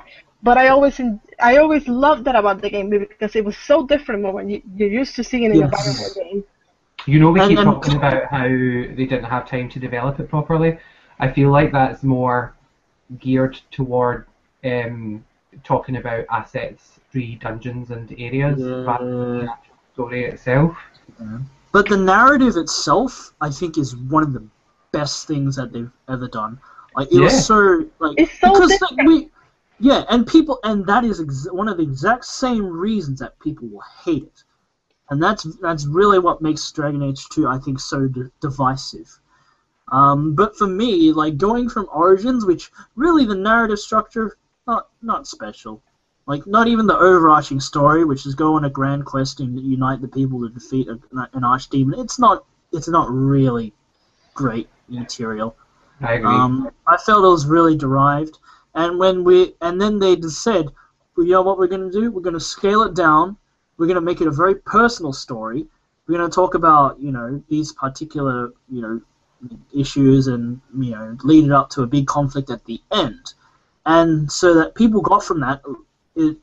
what people got from that impression was like, oh, it's a side story. It shouldn't be called Dragon Age 2, which is something I think you touched on a bit, Carlie. But getting a little off topic, the narrative structure, I believe, was one of the best things that they did because it also allowed them to show a really big change in their characters. Because like they specifically say, this game takes place over 6 years. And between those 3 time skips... It's 7. 7 years. The back of the box The back of the box actually says it takes place over 10 years. Well, the half story takes place over 7 years. The last 3 years is going to the present where Varric is telling the story. Varric is, and I think Varric, like, they should have done so much more with Varric's framing of narrative. Like I felt that they could have, they should have made that the centerpiece of the storytelling, because obviously we know that, but like they only cap the beginning and the end of each act with Varric's narration. Yeah, that's true. Cassandra's interrogation. There is a random bit when you're doing Varric's quest in Act 3 as well, where he does this kind of... So every now and then, and they do that for DLC as well. But I felt that they should have done it for, say, not every single quest, but every story quest that was significant. Yeah. And that would have also been able to, tell the player which ones were significant as well. So that way, you didn't necessarily go into a story quest like, oh, I'll just do this and then I'll go back and finish off the side quests. But instead you've progressed the plot, and now you suddenly can't go back and do it. But that's a minor thing, but I felt they really should have, focused on Varric's narration as a way to structure the narrative. To me, but yeah. the game has two massive problems. One of them being, most of your love interests are bi, that you can romance them with a female character and you can romance them with a male character. But outside of Isabella, let's say if you're playing as a male character and let's say you're gonna romance Meryl, there's no indication if you're romancing her as a male character that she actually likes women. That's dependent to the character's actual sex. If you're a female, she's female. Yeah. With Anders, if you're playing as a female, he and Carl, no, they're just friends. There's no indication that they were a couple. Yeah. It's only if you play as a male that they actually bring up the fact that they're a couple. And I don't like the common argument is that they're called player sexual, I suppose. I don't think that's good. That's not good storytelling. That's not good. I'm not sure how I feel about that though, because everyone is bisexual in quotation marks isn't representation. Really, it's not. BioWare are excellent for representation. They're the best, probably. I don't mind. I think it just comes down to the idea of choice, I guess. Yeah, it didn't really bother me because the reason it didn't bother me was because those 4 specific characters have no reason not to be bisexual. Do you get what I'm saying? Whereas Sebastian is following the theme. He works for the Chantry, kind of follows the themes of Christianity, etc., etc., etc. Probably wouldn't be bisexual in a medieval setting, if we're being honest. Yeah. So kind of conservative, Fenris, Fenris. Fenris could be easily. Isabella definitely is. And Isabella, I believe, is the only one that states outright that she's being with. Yeah, because that's what I mean. That's her character. Yeah, that was already brought up in Origins. You already knew that. That doesn't change. That's part of her character. Yeah, and I think that's that's also what it comes down to, is that it's a sense that the BioWare are trying to get a sense of what's in character and what's serving the character and what's serving the game. And I believe that player sexual choice is more about serving the game and giving more choice to the player, rather than would this be in character for Anders, or would it be in character for Meryl? But yeah, I didn't mind that in particular. I can see how that'd be an issue. It certainly was an issue for a lot of players when it just happened. It is a bit of an issue with Anders though, and that's kind of, I think Anders might be the most popular kind of homosexual romance choice for most male players, but for some reason. And that was funny, because people, I remember this, when it first came out, and players were like, "Why is Anders suddenly hitting on me? Ew!" And they're like, "Why are you forcing homosexual romance on my?" I get that there's a bunch of homophobes running around saying that. My romance standards as a male hawk. I regretted it later, but no, I think it's a problem that he. Because he states in Awakening that he's always talking about women, pretty much in Awakening. Yeah. He talks about women, he talks about women that he's been with in Awakening, and they kind of retconned him a bit there. Carlie's dying to talk about more of Anders, so why don't we get right into it? The things we like and the things we don't like, that's what it's all about. So there's absolutely nothing that I like about Anders in Dragon Age 2. That's not Anders from Awakening. At this point, after a while, it's not it's not Anders from Awakening, because the characters has been merged. No. My headcanon after a while was that the Anders from Awakening, he stayed with the Grey Wardens. He stayed in amaranthing. He stayed with his cat Sir Poncelot. My brother with the same name. This is just an imposter that's pretending to be Anders, because that was not the Anders I like. For me, well, first things first. Like in the epilogue for Awakening, Anders leaves the Wardens at some point, no matter what. No, that's not in all of the epilogues. It's not in it's not in all of the epilogues. Sometimes he just dies.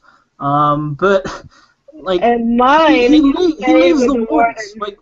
Like if you do all the quests, he comes back eventually, but he always leaves at that point. That's his epilogue.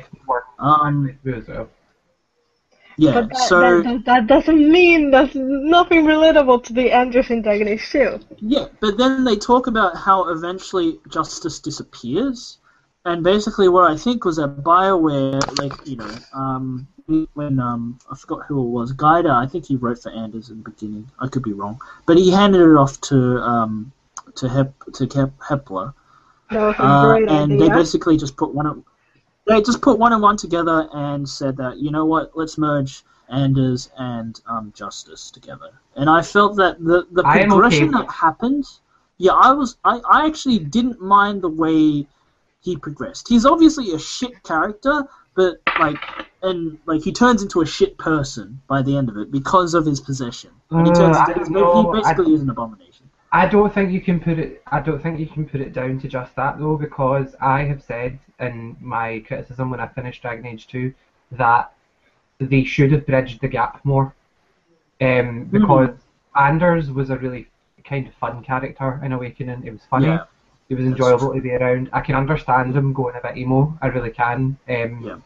About the mages, and he turns into a fanatic, basically. Yeah, he does even mention in Awakening a couple of times that he's unhappy about the way mages are treated and blah blah blah. So I can see the way he went being an actual progression of his character. Yeah, exactly.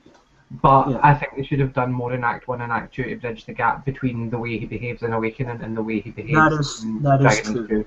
Because it's not believable. Yeah. It's really not. If you had the Anders in Act 1, instead of being that one, it would have been like that later on, it would have been more believable.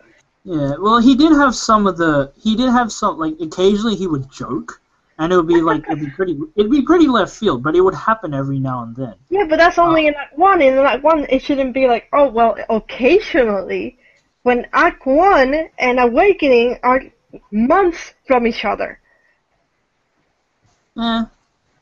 But I think I think they focus more on his possession. I think.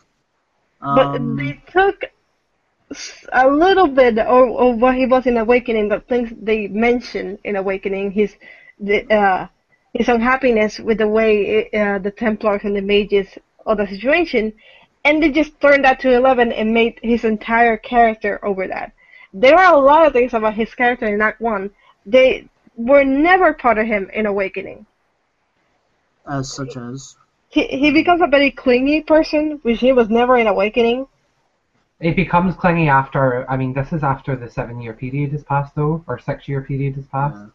No, and even with the 6-year period, every now and then, especially if you do his, if you get the gift, and you go through that side quest of getting him the gift, and you actually go through a lot of conversation strings that are actually quite old Anders sort of thing. And I feel that this was actually, the more I played through it, the more I felt it was actually a conscious design decision to make this transition.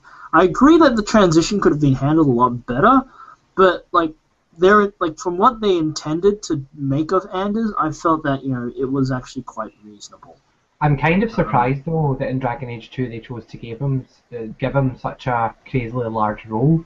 I know they gave Varric a very large role as well, but it really, you could kind of ignore the rest of the companions and just focus on Varric and Anders. Well, Anders, I think his role really comes in at Act 3. It's kind of there in Act 1 and 2, but because Act 1 is all about the Deep Roads and Act 2 is all about the Qunari, I feel that it's not you can basically leave out Anders for most of the first 2 acts. Yeah. I wish I could have done that. He would not be there right now. I didn't mind it. I mean, I hate Anders either way because I went back to Awakening and I played through it. I was like, well, yeah, I can see where this is going.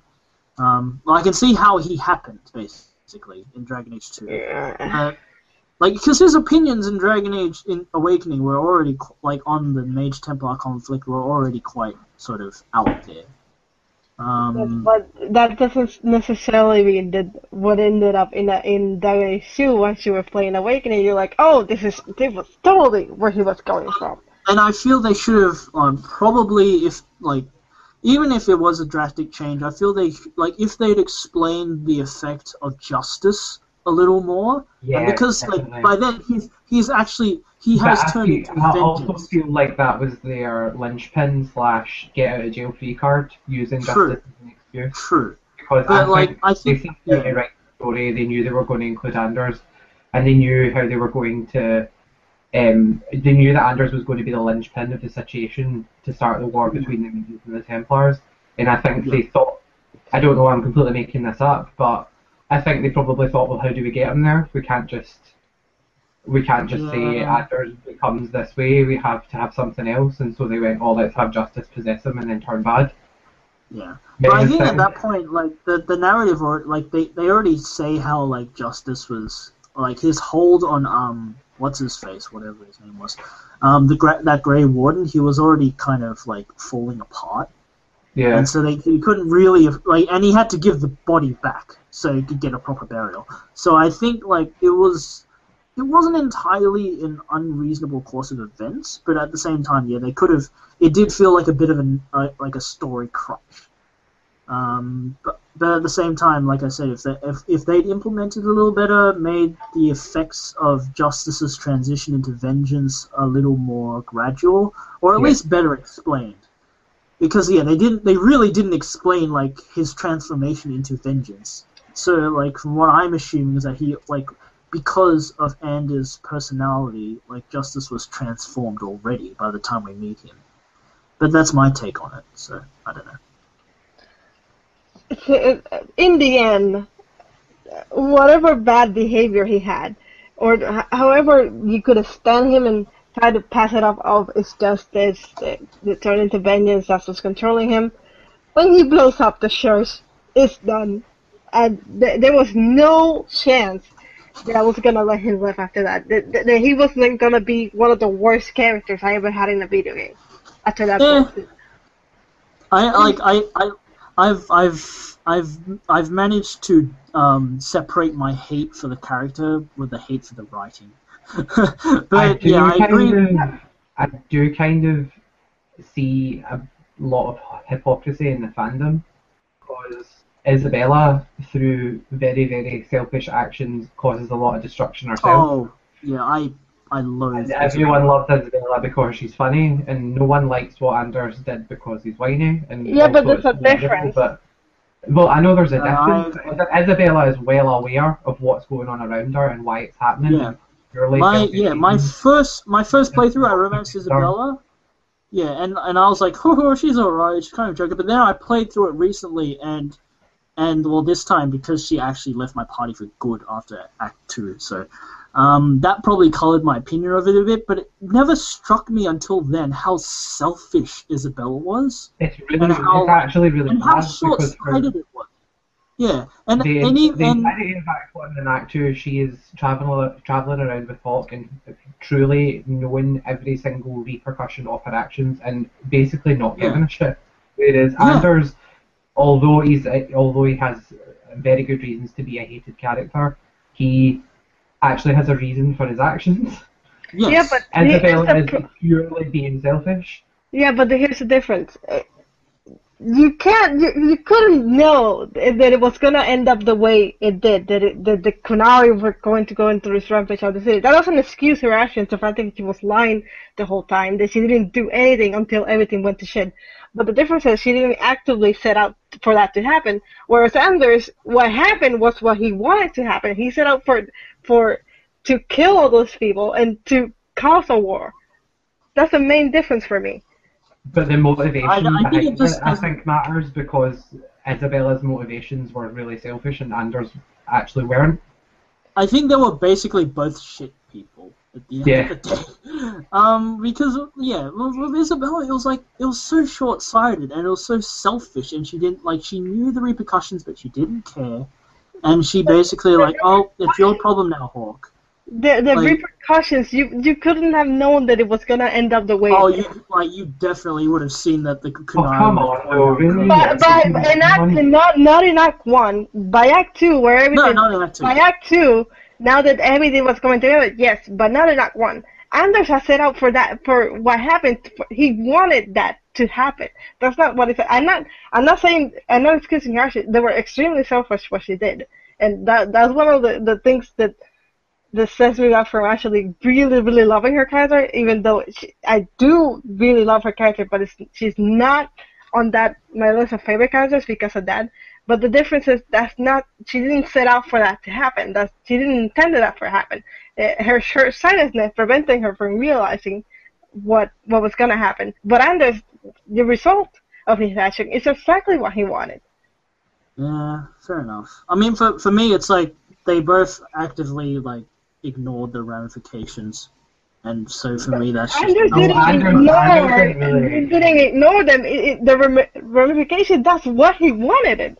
Yeah, the ramifications were what he was looking for, but his motivations were to make this thing come to a head, and I don't enjoy it. Both of them give me really easy reasons to hate them now. Well, the thing is, I actually really enjoy Isabella's dialogue, and I enjoy her as a character, and she makes me laugh. But the moment I played to the end of Act 2 and went to Act 3, I was like, I don't like you at all. I still like having her in my party because she has some hilarious banter. But that is the thing. If they got more of awakening Anders into his character, I think a lot more people would be a lot more sympathetic to what he actually does at the end of the game. I will concede that the big difference between Isabella and Anders is that you can change Isabella. You can't do that with Anders. Yeah. I mean, you can do that to some degree with Anders, but not as much. I mean, from what I hear, you can actually force him to kill mages, which is absolutely great. I want to try that. I don't think I'll be able to. That would involve siding with the Templars. But it would be the sweetest form of justice. It'll be so great to you cause this, you fix it. You kill these mages for me. I've been really tempted to do that a few times to just side with the Templars. I think I'll probably end up killing him. Not kill Anders and just make him side with the Templars too, because that's really the only form of punishment that I think would be so perfect. That would be so good. I'll see if I can do it, but I don't think I can. I'll concede with Isabella. You can change her mind. She can come back if you do the right things and you reach the right level of friendship or whatever. But apart from that, vanilla Isabella is already kind of really, really didn't like it. Her choices are just selfish and actively hurtful. But yeah, anyway. What else? Is there anything else? Because they're not. That's not what she's. She was trying to. That's not what she was meaning to do. It's one of the reasons why. I think that doesn't excuse it though. I mean, I'm not excusing. I'm just saying why I like her character and why I don't like Anders. What difference for me is. The reason you like Isabella though is really because she's funny and she's a cool character to have around, and her dialogue's cool, and that's why you like Isabella. You would also like Anders if it'd been written well. Not up to before he would have blown up the church, yes, but that point when you actively do something like that and your intentions is for a war to happen, no, it wouldn't have mattered how likable, how charming, or how funny it would have been. To be perfectly honest, if Anders' writing had been more to my taste, shall we say, if he had been written more like his awakening character throughout Dragon Age 2, even though he was possessed by justice, then, and only then, I would probably like him as much as I like Isabella, to be perfectly honest. But his character was completely assassinated by the way he was written. I'm not going to say that the writing was terrible. I don't think the writing was great, but I really don't think it was utterly terrible for Anders' character. I tend to sort of like distance my hate for a character from the hate for a writing. But that's my personal thing. Like, and I think like sometimes for some people that is hard to distinguish. Like whether it's separating a character's like separating a hate for a character because they do reprehensible things, as compared to a character who's been written badly. Or something that would have something I think that would have alleviated a lot of the hate for Anders is even if after he did it he turned around and said something like, depending on obviously your morality and how you react to the situation, oh god, what have I done? Like I think, it and never, also ever does that. That's I believe the thing. That's the problem. Yeah, depending on like your relationship with Anders, he actually like if you're like super friends with like Anders. He asks Hawk to kill him because he knows that vengeance has completely taken over and that he's incapable of making rational decisions. Which I think is an interesting thing. That's only actually if you have a 100% rival. Yeah. Oh, okay. Rival. 100% friend. He's just kind of like, I know what I did was bad. You can kill me if you want. Oh, yeah. Fair enough. Yeah. Well, I had him at 100 friend, and I know that. Basically, the rival. Is it like I think he's like really smug about it, isn't he as well?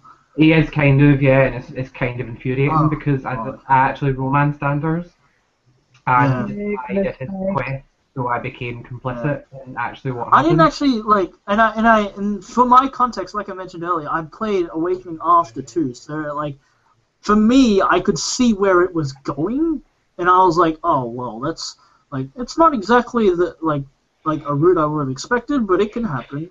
It's almost impossible if you're romancing him at 100% friendship, or if you just have 100% friendship. It is almost impossible to justify not killing him, because I really wanted to kill him, and the only reason I didn't is because I wanted the romance trophy. On my first playthrough, I said you only get that with Anders if you leave him alive and then reconfirm the romance later, and it's I'll never do it again. I just can't do it. However, the rival romance or having him at 100% rival actually almost gives him kind of justification for his actions because throughout the game you can see him becoming unraveled if you're a rival with him. Yes. And he can't control. He goes on about how he can't control vengeance, and vengeance is taking over him, and he's got black spots in his memory where he doesn't remember what he's done and doesn't know what he's about to do. So that almost justifies his actions. Yeah, you remember the companion quest in Act 3 where you actually gather ingredients for a bomb from him? Yeah. Cause like one of the ingredients is literally like saltpeter, like, and that's like potassium nitrate for a bomb.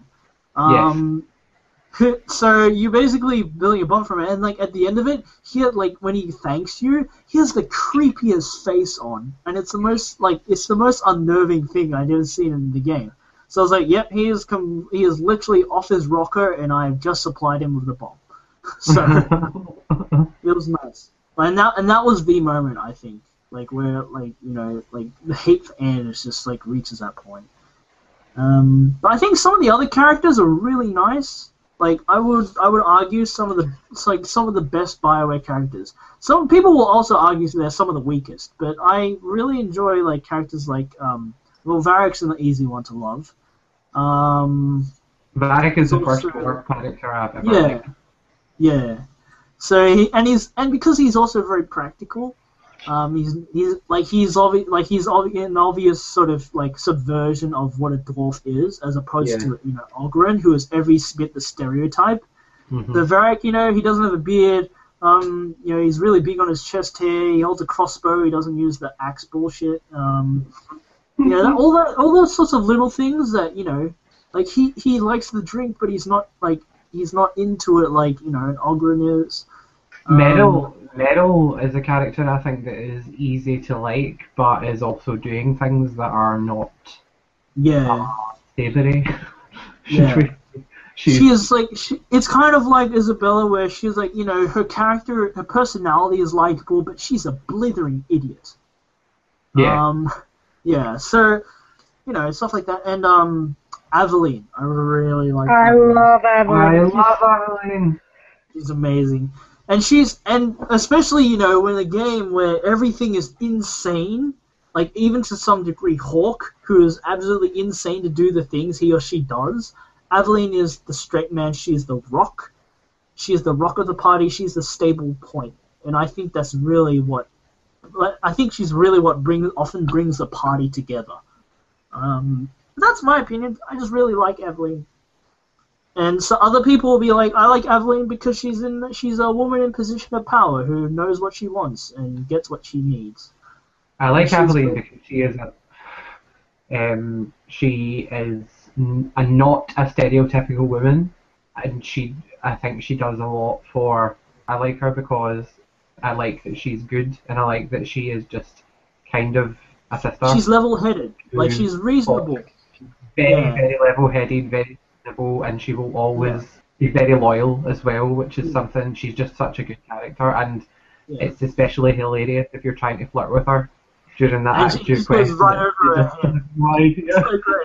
No idea what's going on.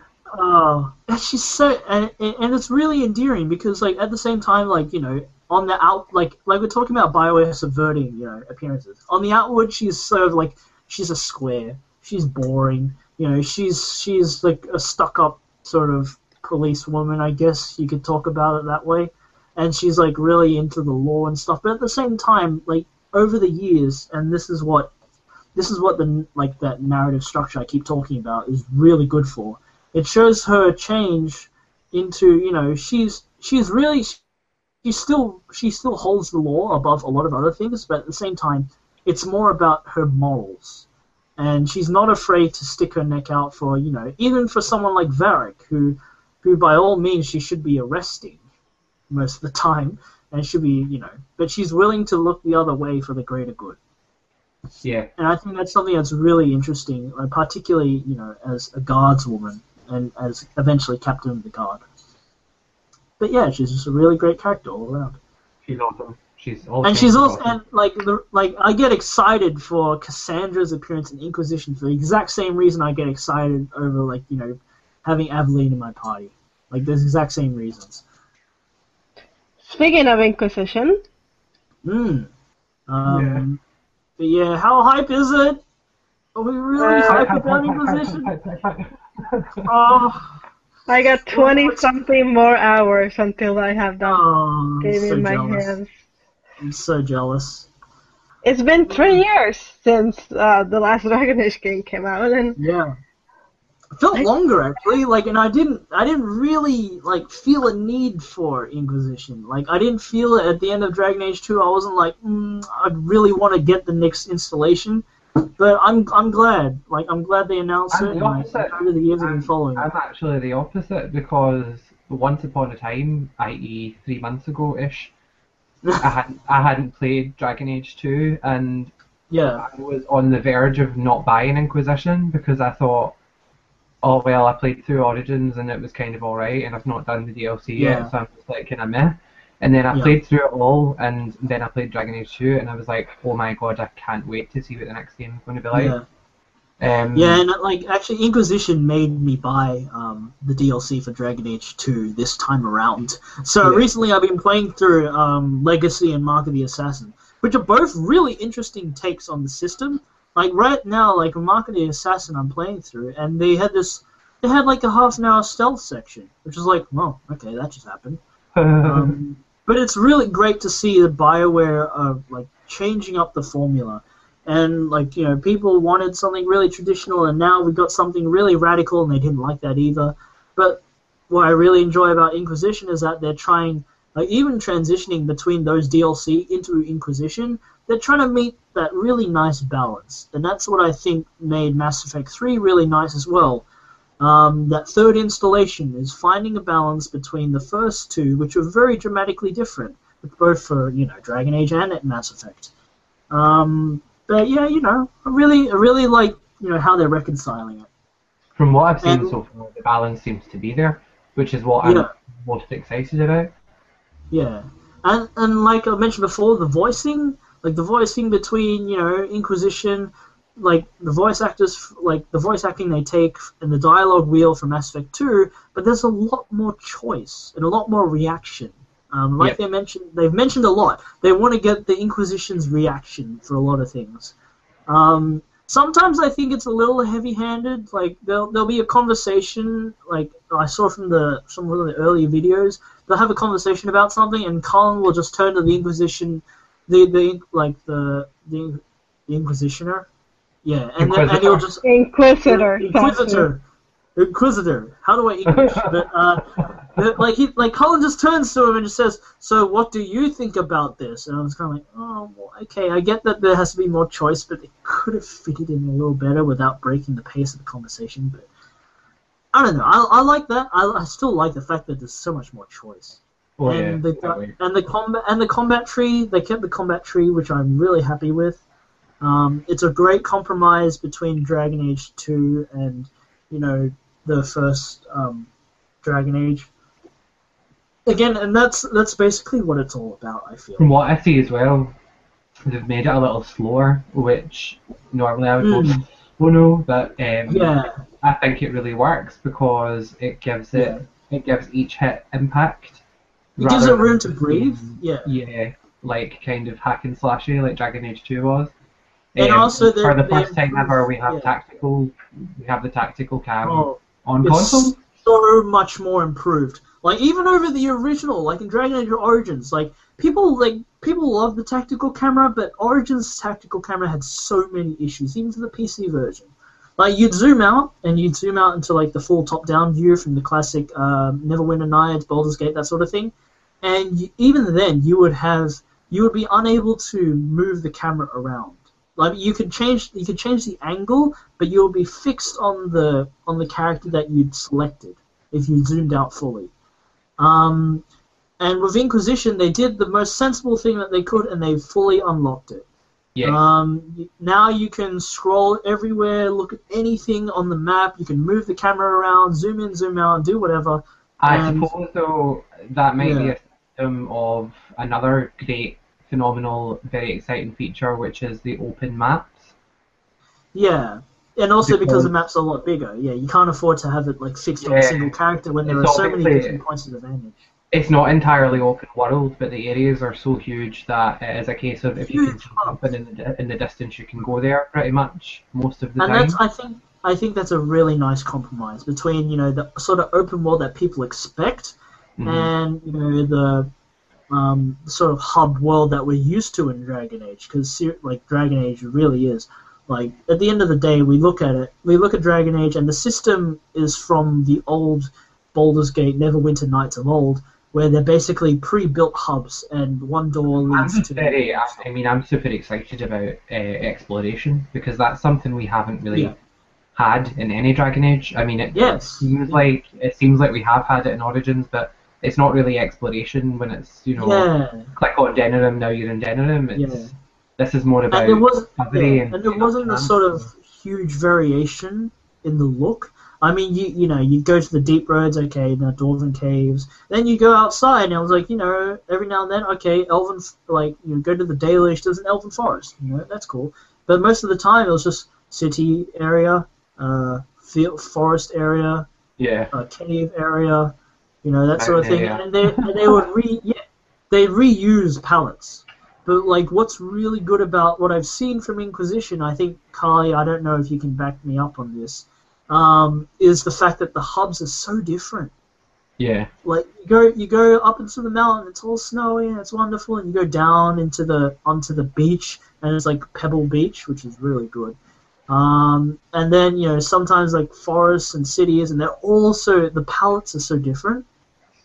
And I think part of that we credit to Frostbite 3 engine, which looks amazing. Well, the thing is. During this trial, you only have 2 places you can go. So I wasn't sure if you could back me up on that, because there was limited zones. You have Haven, which is your original base camp, and you have the Hinterlands. There's not a different climate over there. Not too different, yeah. What I can tell you... Are the Hinterlands like really snowy and stuff, or...? No, it's just grass. Trees. Number 1. I was there for 4.5 hours, and I was not close to finishing the Hinterlands. It really is fucking big.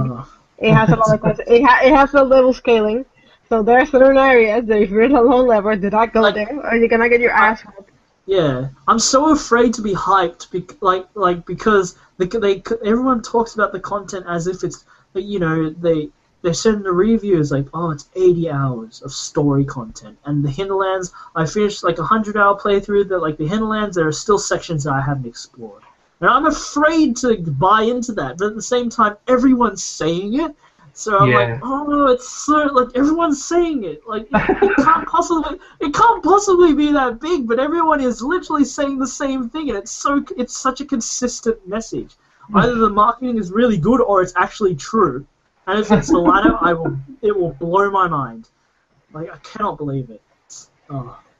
Too much hype. They have this. I gotta tell you, from what I played so far, the things that I saw that I really liked. Like, if you're walking around in previous games, party banter, it wasn't until Dragon Age 2 that your character could actually join in the party banter. The two characters talking or something and have to join in. In this one... Oh, you get an input into the party banter?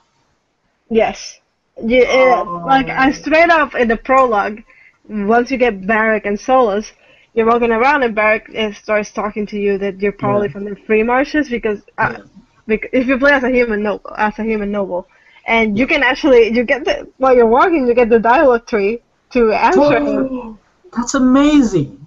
I was like, that's like one of the best things that BioWare does, and it's party banter. And that's also one of the best things about Dragon Age 2 is that because the party banter was the main thing that gave off the sense of change between the time skips, where you hear the characters, and this is one of the big things about the characters in Dragon Age 2 as well. And the characters aren't there simply to serve Hawk.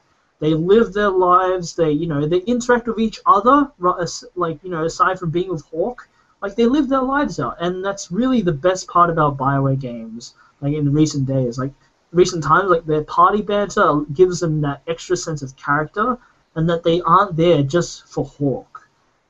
But like and I remember earlier on in the in the videos, the demos, we saw this thing where the Inquisitor would walk up to someone, but it wouldn't be like a full window sort of like loading screen dialogue conversation. Is that what the party banter is?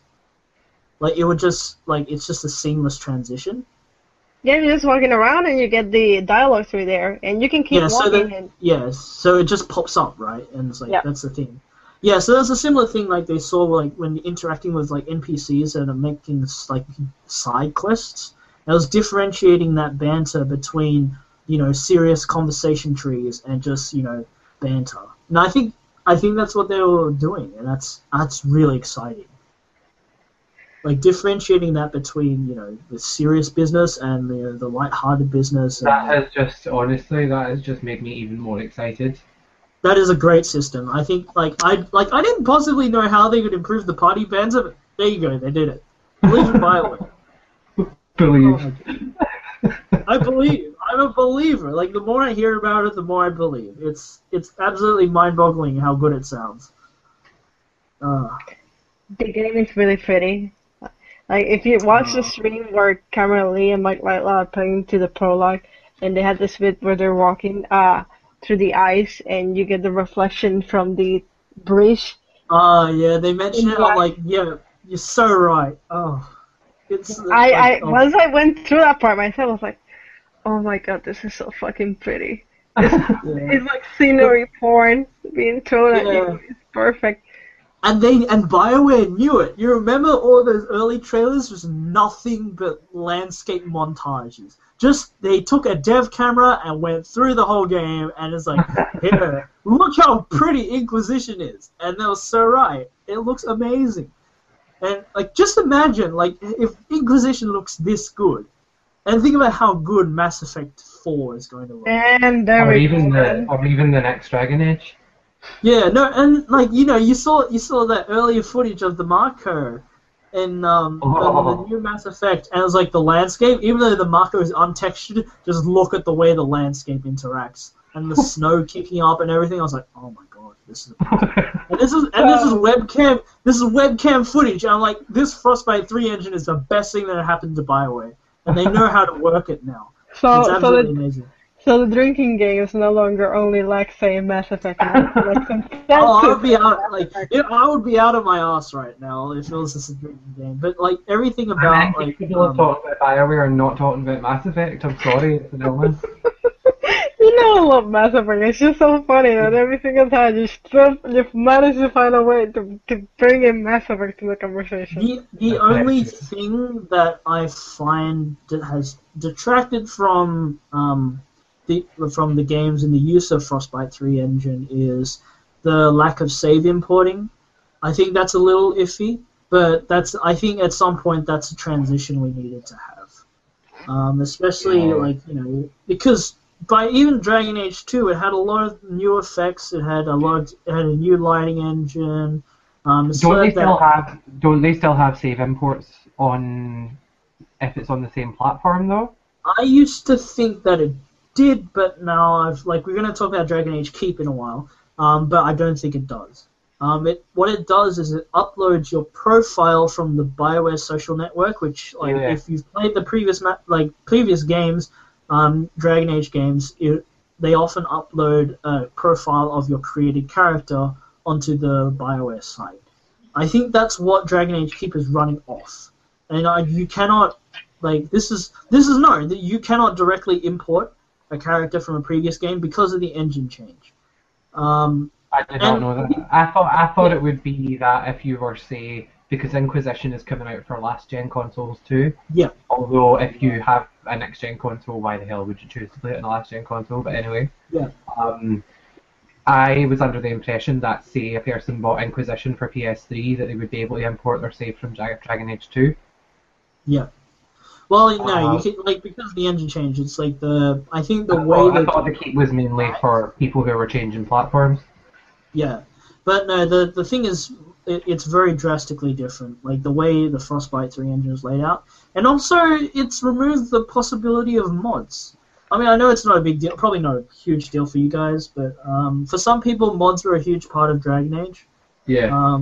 It was never the same level of customization as, say, something like Skyrim or Fallout was.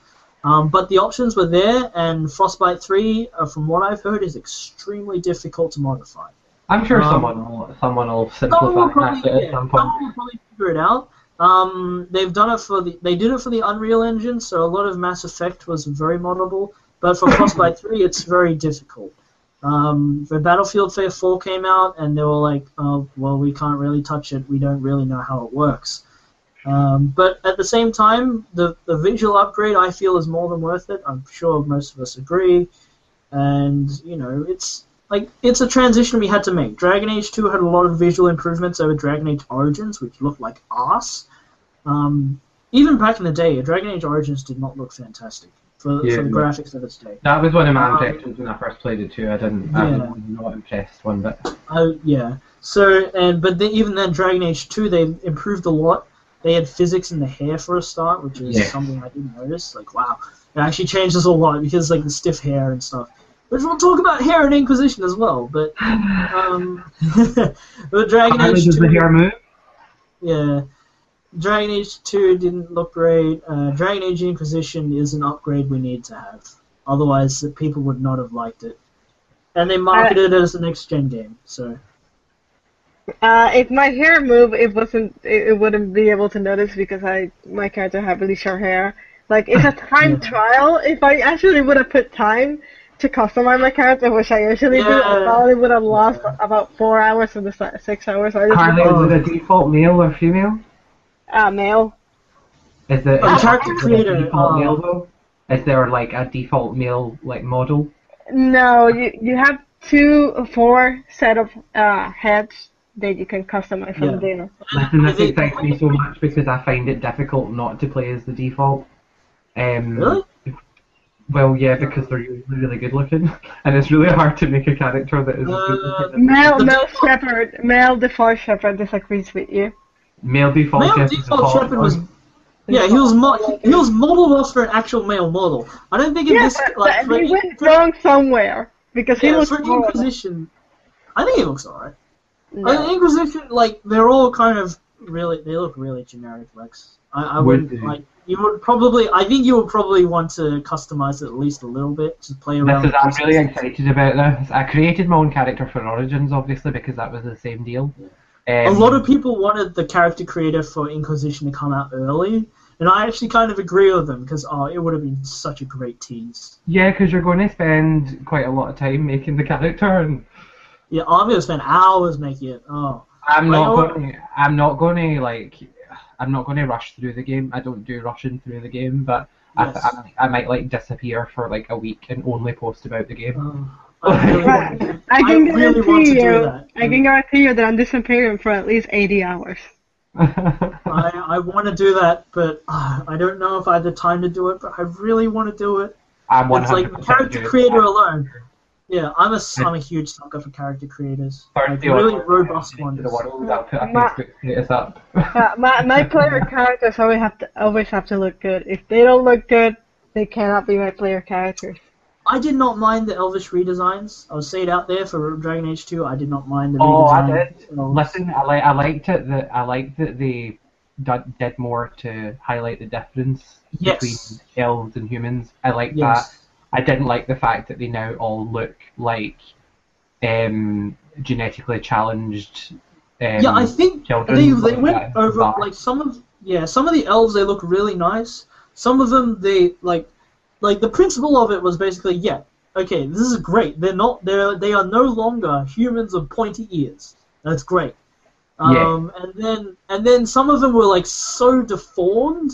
And like their cheekbones are seriously hollowed out. And I was like, oh, this it's really badly done. The like, biggest thing to notice in it is bump into Zevran and his quest at the end of Dragon Age 2. I didn't mind Zevran's look. Yeah, but I mean, it does look like they've again kind of struck a balance in Inquisition. Yeah, they've the bridge isn't quite so prominent, but it's there. It's kind of in the elves' ears, but I feel like some things they did regress a little bit into the Origins territory with Inquisition in terms of the look. But I'm extremely glad they kept the Kunari horns. That was the best. Kunari horns the best. I'm very glad they kept the Kunari horns. They had said going into Dragon Age 2 that Sten does mention in Origins that it's only special Kunari that don't have horns. Yes, and then they are especially feared as warriors, apparently. Yeah, they have a special status. So I guess it was kind of a retcon, but at the same time it's not, because that was probably one of their original designs in Origin. They just went for a hornless Sten so they could fit helmets on his head. Is Sten actually Sten's name? I can't remember. No, that is his title. Yeah, it is a title. Just his title, yeah, because Sten is a warrior title, yeah. For a Kunari without horns, yeah. Yeah. Speaking of Kunari. Yeah, let's talk about characters. No, are you ready to ride the ball? We will get to the romance in a bit, but maybe we should talk about the characters, and then we'll make a nice segue. Should we start with Cassandra, because she's kind of between Dragon Age 2. Cassandra is my favorite. Yeah. I already flirted with her in the time trial, so I'm already really happy. Disgusted plus noises. Plus the picture that's online. That really nice picture. Yeah, you know, really nice picture. I have been seeing a lot of hate online for the fact that Cassandra is the only option for a straight male, and I can't work out why. You know, people are always going to complain about something. Yeah, no, but there are plenty of options for straight males. But they're like, oh, she's not women-y at all. And I was like, oh, I'd be kidding. Cassandra to me is a fantastic design for a character. Yeah. I think all around awesome. I can't wait to get to know it a bit better. I like her for, like I mentioned before, I like her for some of the exact same reasons that I like Aveline. On the outside, she's highly driven by a particular thing, and for Aveline it was the law. For Cassandra, it's her faith. Her faith to the Chantry and the Maker and whatnot, and obviously from what I hear, the game is really big on making some parallels to religion. But at the same time, like from what I know of Cassandra, her faith is very driven by practicality. It's driven by morals and her, common sense, morals and common sense, which I think is the best kind of faith. There's some very bad kind of faith out there, which is a debate for something else. But overall, it's the best kind of faith. I don't know. That's just me. And plus, I really like short hair. We have Barrick returning, our favorite dwarf. She has some very strong, really held beliefs, but she's not. She's also not unreasonable. She is severe to a point, but you can get through to her. Do you know what I mean?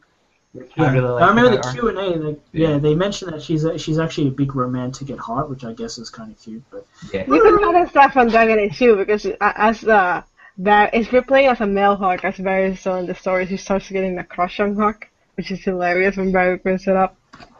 She also kind of digs female Hawk, if you like, sort of, but like she relates to Hawk as a female, as an independent woman who built herself up from nothing, and she has a respect for that. So I guess it's a similar thing. But yeah, she's like she mentions like if you duel the Arashok on one-on-one, and she comments on how romantic it sounds, which I guess is a kind of a nice sort of character, like a little character they revealed during the interrogation, which is nice. Varric, the other great thing. I think we all agree that we all love Varric, and we're really happy that he's back. Who doesn't like Varric? I'm disappointed that he's not a love interest, but that damn Bianca. He's married to Bianca. It can never be. Well, Bianca still lives. Of course it's Bianca. Why did you have a hold on his heart? That sexy chest hair. Can never do anything with it. So disappointing. Do you remember the BioWare April's Fool where they were selling a 2P that was supposed to be Varric's chest hair? Yes. That was amazing. Oh, and they trolled everyone by having the add to cart button fly around, like away from the cursor, which is like, this is the worst. You're the worst, BioWare. So we have those two characters that we already know. The only other character that I met during the time trial was Solus, and I was actually surprised by him, but because what I've seen from him so far, I thought he was going to be more serious and dull. He's actually it's a lot funnier. How could he not be, though, with his voice actor? Yeah. He gets into a lot of funny party banter with Varric, which is just like, Jill, wasn't funnier than I thought he would be. Yeah. I didn't think he was going to be one of my favorite characters, and he might be. He seems very polite. Like, that's, like, my impression that he's, like, sort of, like, gentleman-like.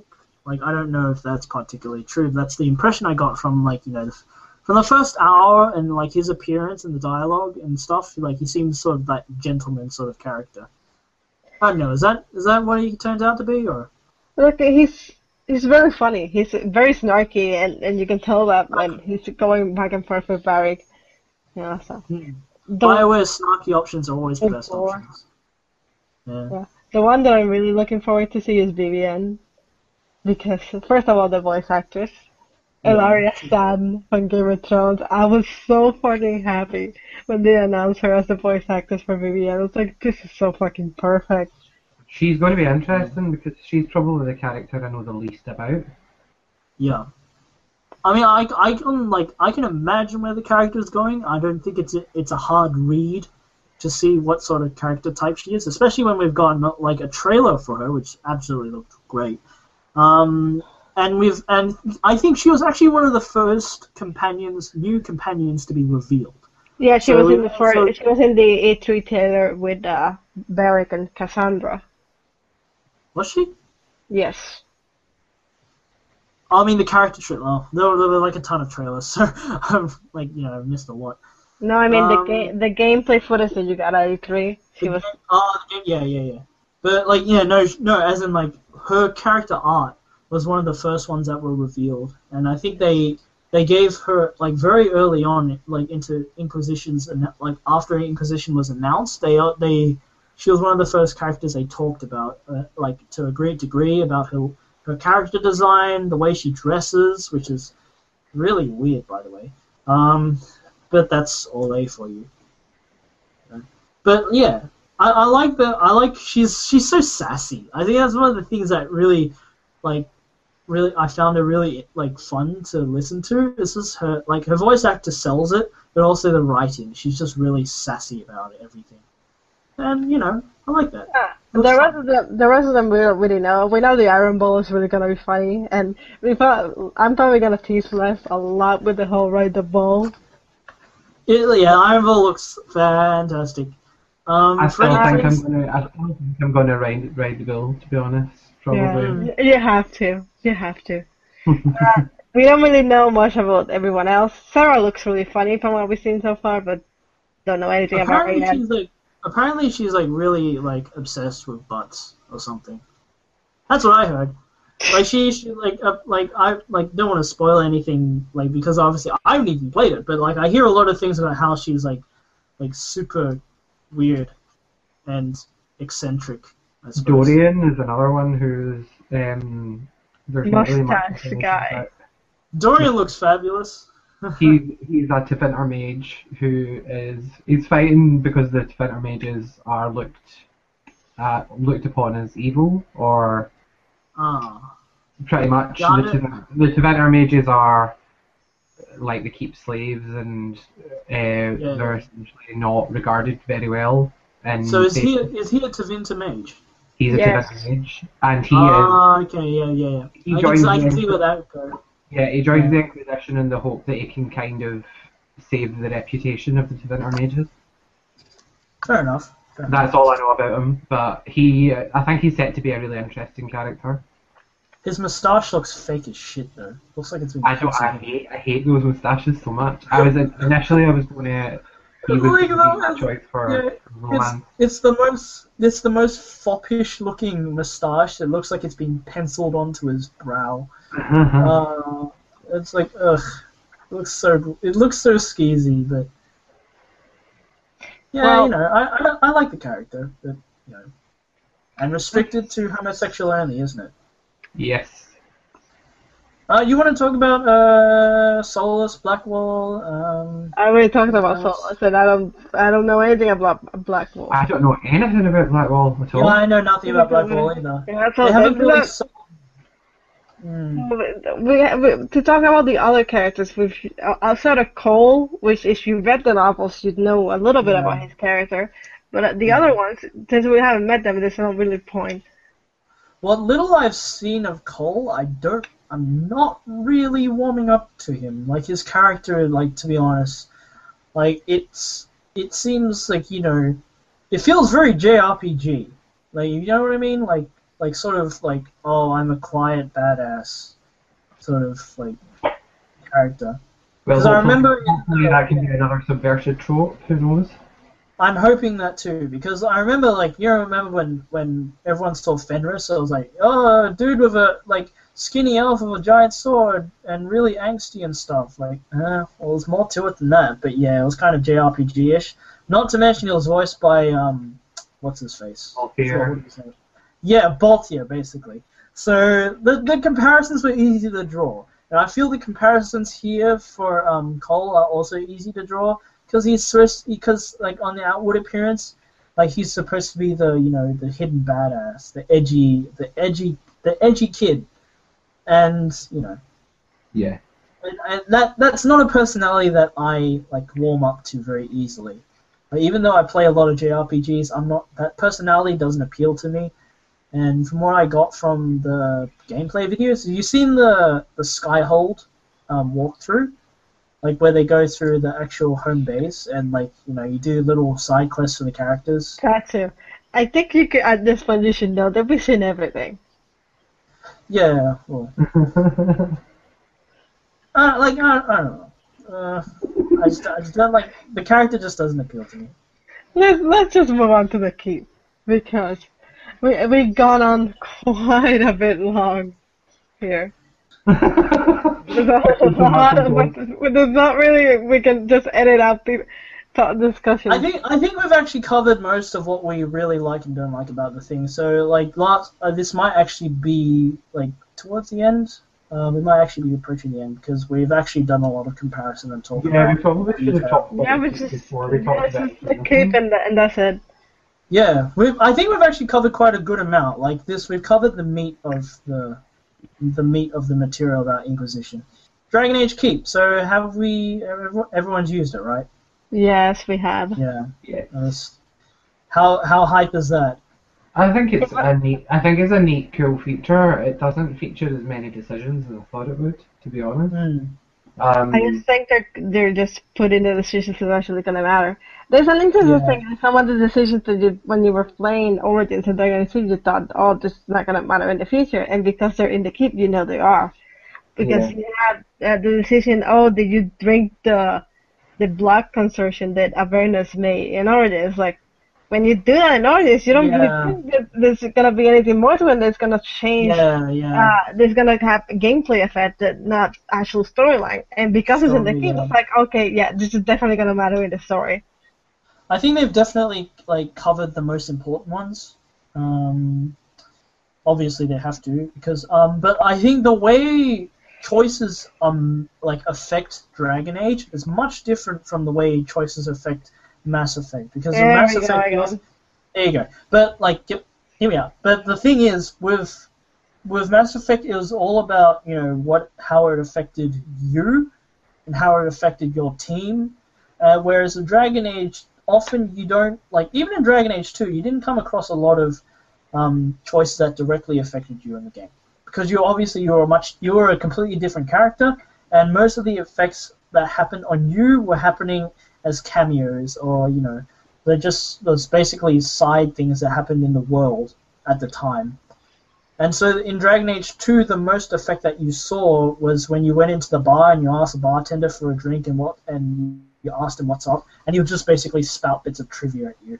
Yeah, but remember, Dragon Age 2 is a separate story from Dragon Age Origins, so it's not really the same. And the thing is, so is in a way, so is Inquisition.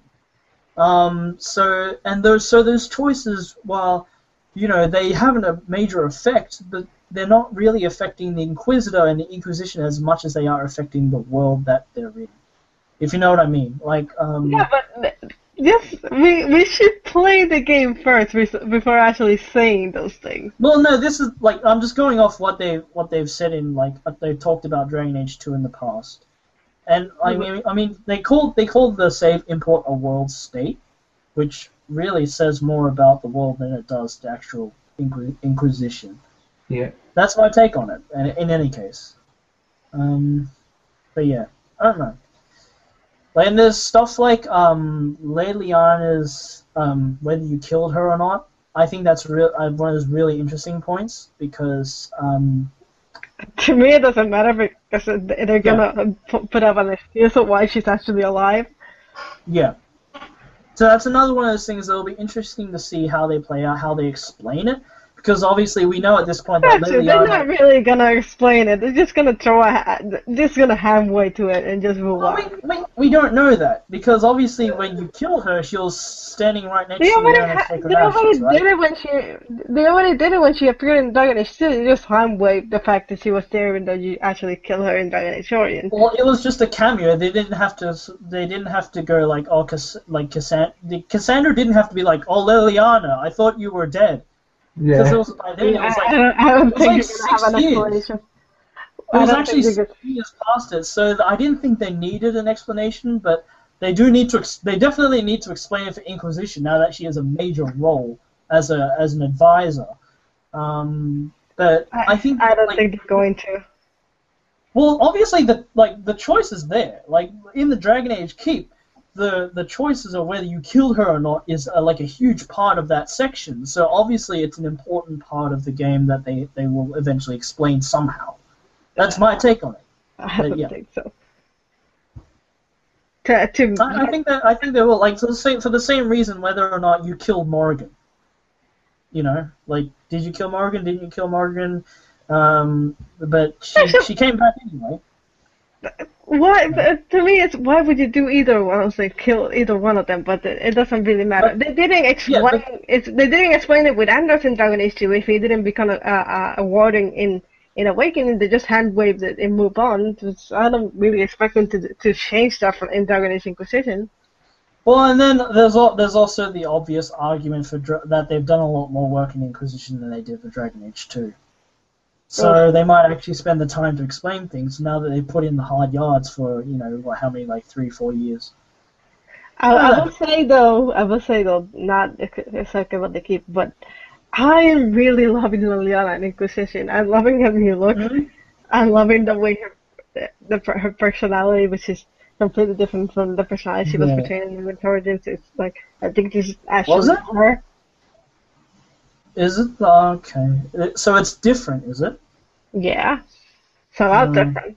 I think this I is like her original character, but are you talking about after she's hardened or what? Or before, when you meet her, that wasn't her. So is her character are you saying her character in Inquisition is more like when you harden Liliana and her bard sort of occupation comes out?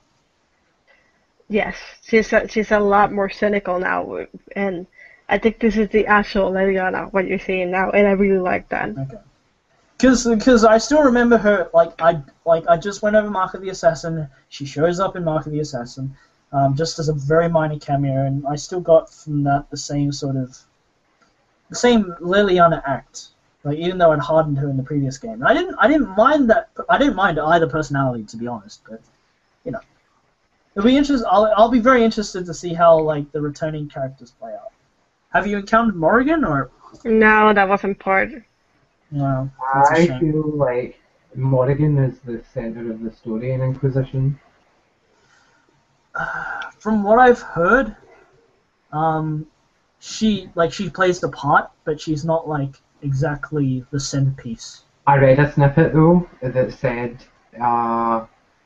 this is very much this isn't a spoiler, or maybe it is, I don't know, but it was one of the writers who wrote a while ago. This is very much Morrigan's tale. Really? Okay. Inquisition is very much Morrigan's tale, so I think a lot of what happens in Inquisition will revolve around her, whether or not you know that at first.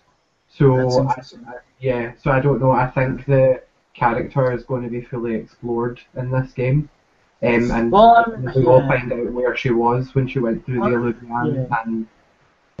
We're hoping all the characters will be explored. I mean, given that this is an 80-hour game, holy shit. Yeah, but I mean, we're not about to go through 3-hour quests for Kendrick or anything. I think Morrigan's going to play a very large role in this game. I'm so looking forward to that. I'm dying to see, because that was one of my biggest investments in Dragon Age Origins and going to the Dragon Age CG was Morrigan, the old baby, the old god.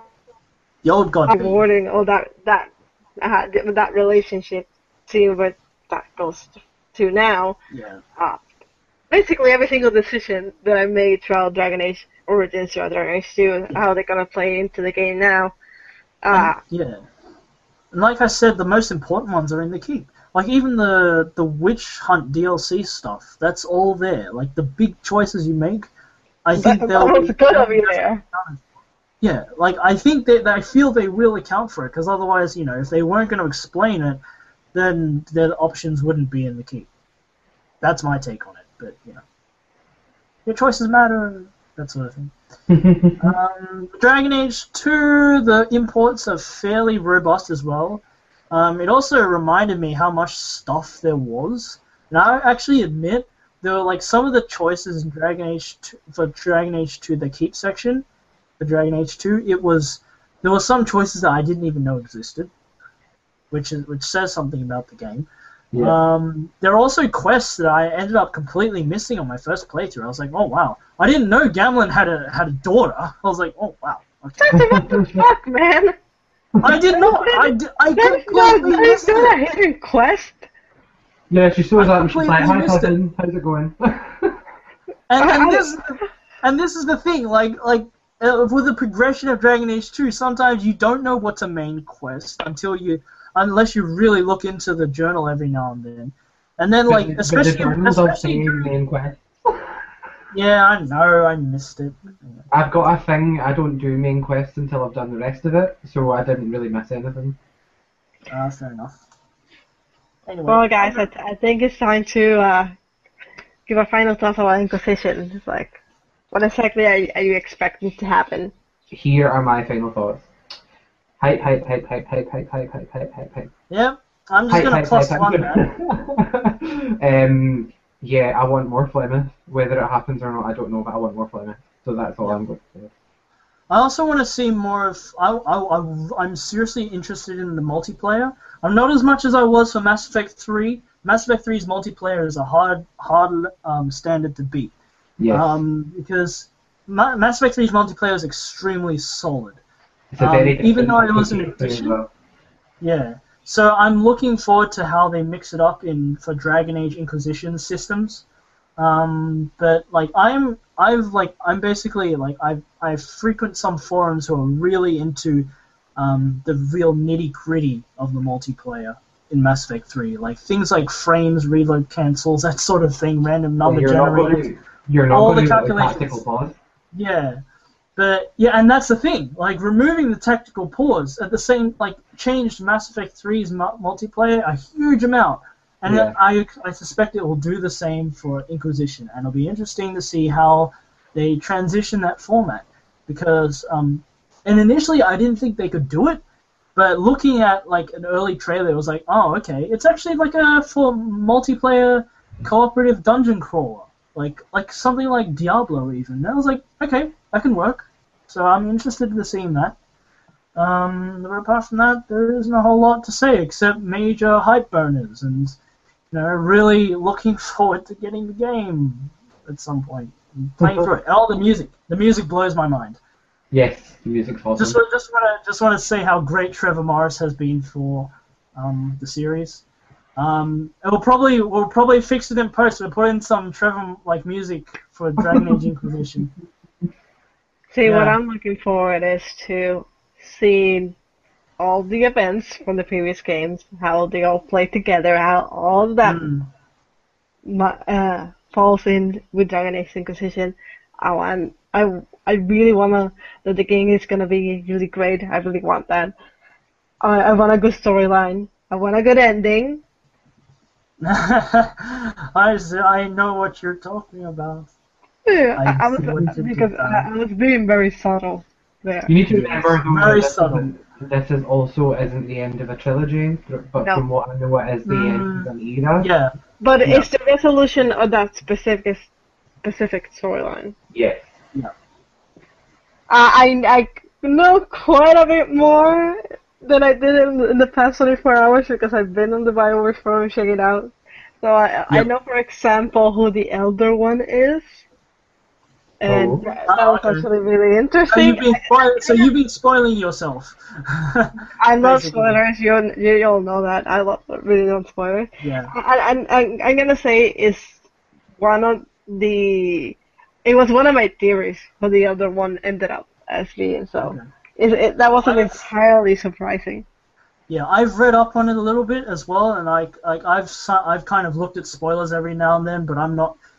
I don't care much for what I've seen, to be honest, so that might be what worries me a little bit. Because the story seems a little derivative.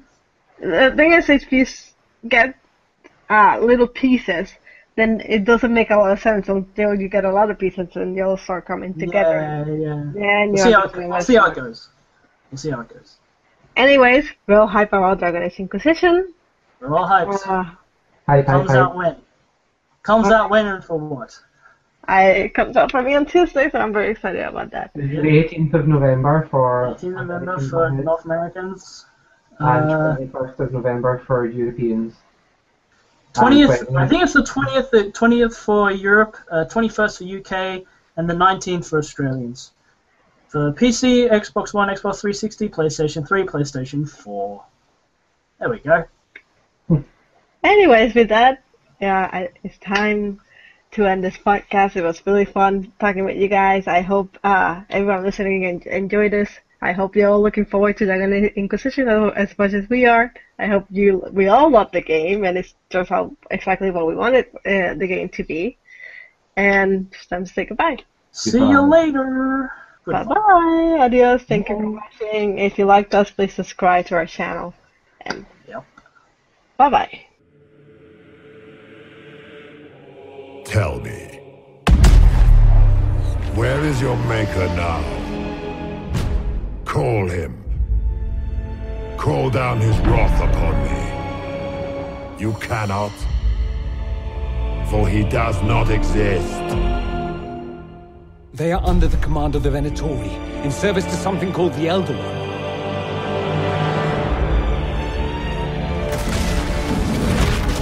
The Templars come to kill you. If we are to withstand this monster, we must control the battle. More pain this time.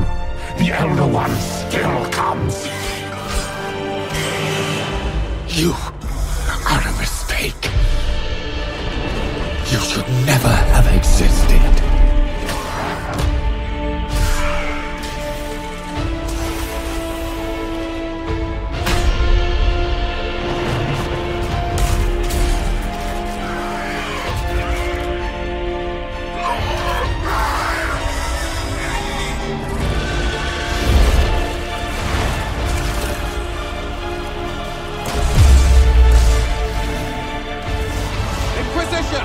With the Herald!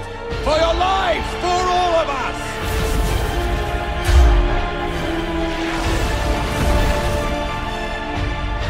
It ends here! Bow before your new god and be spared.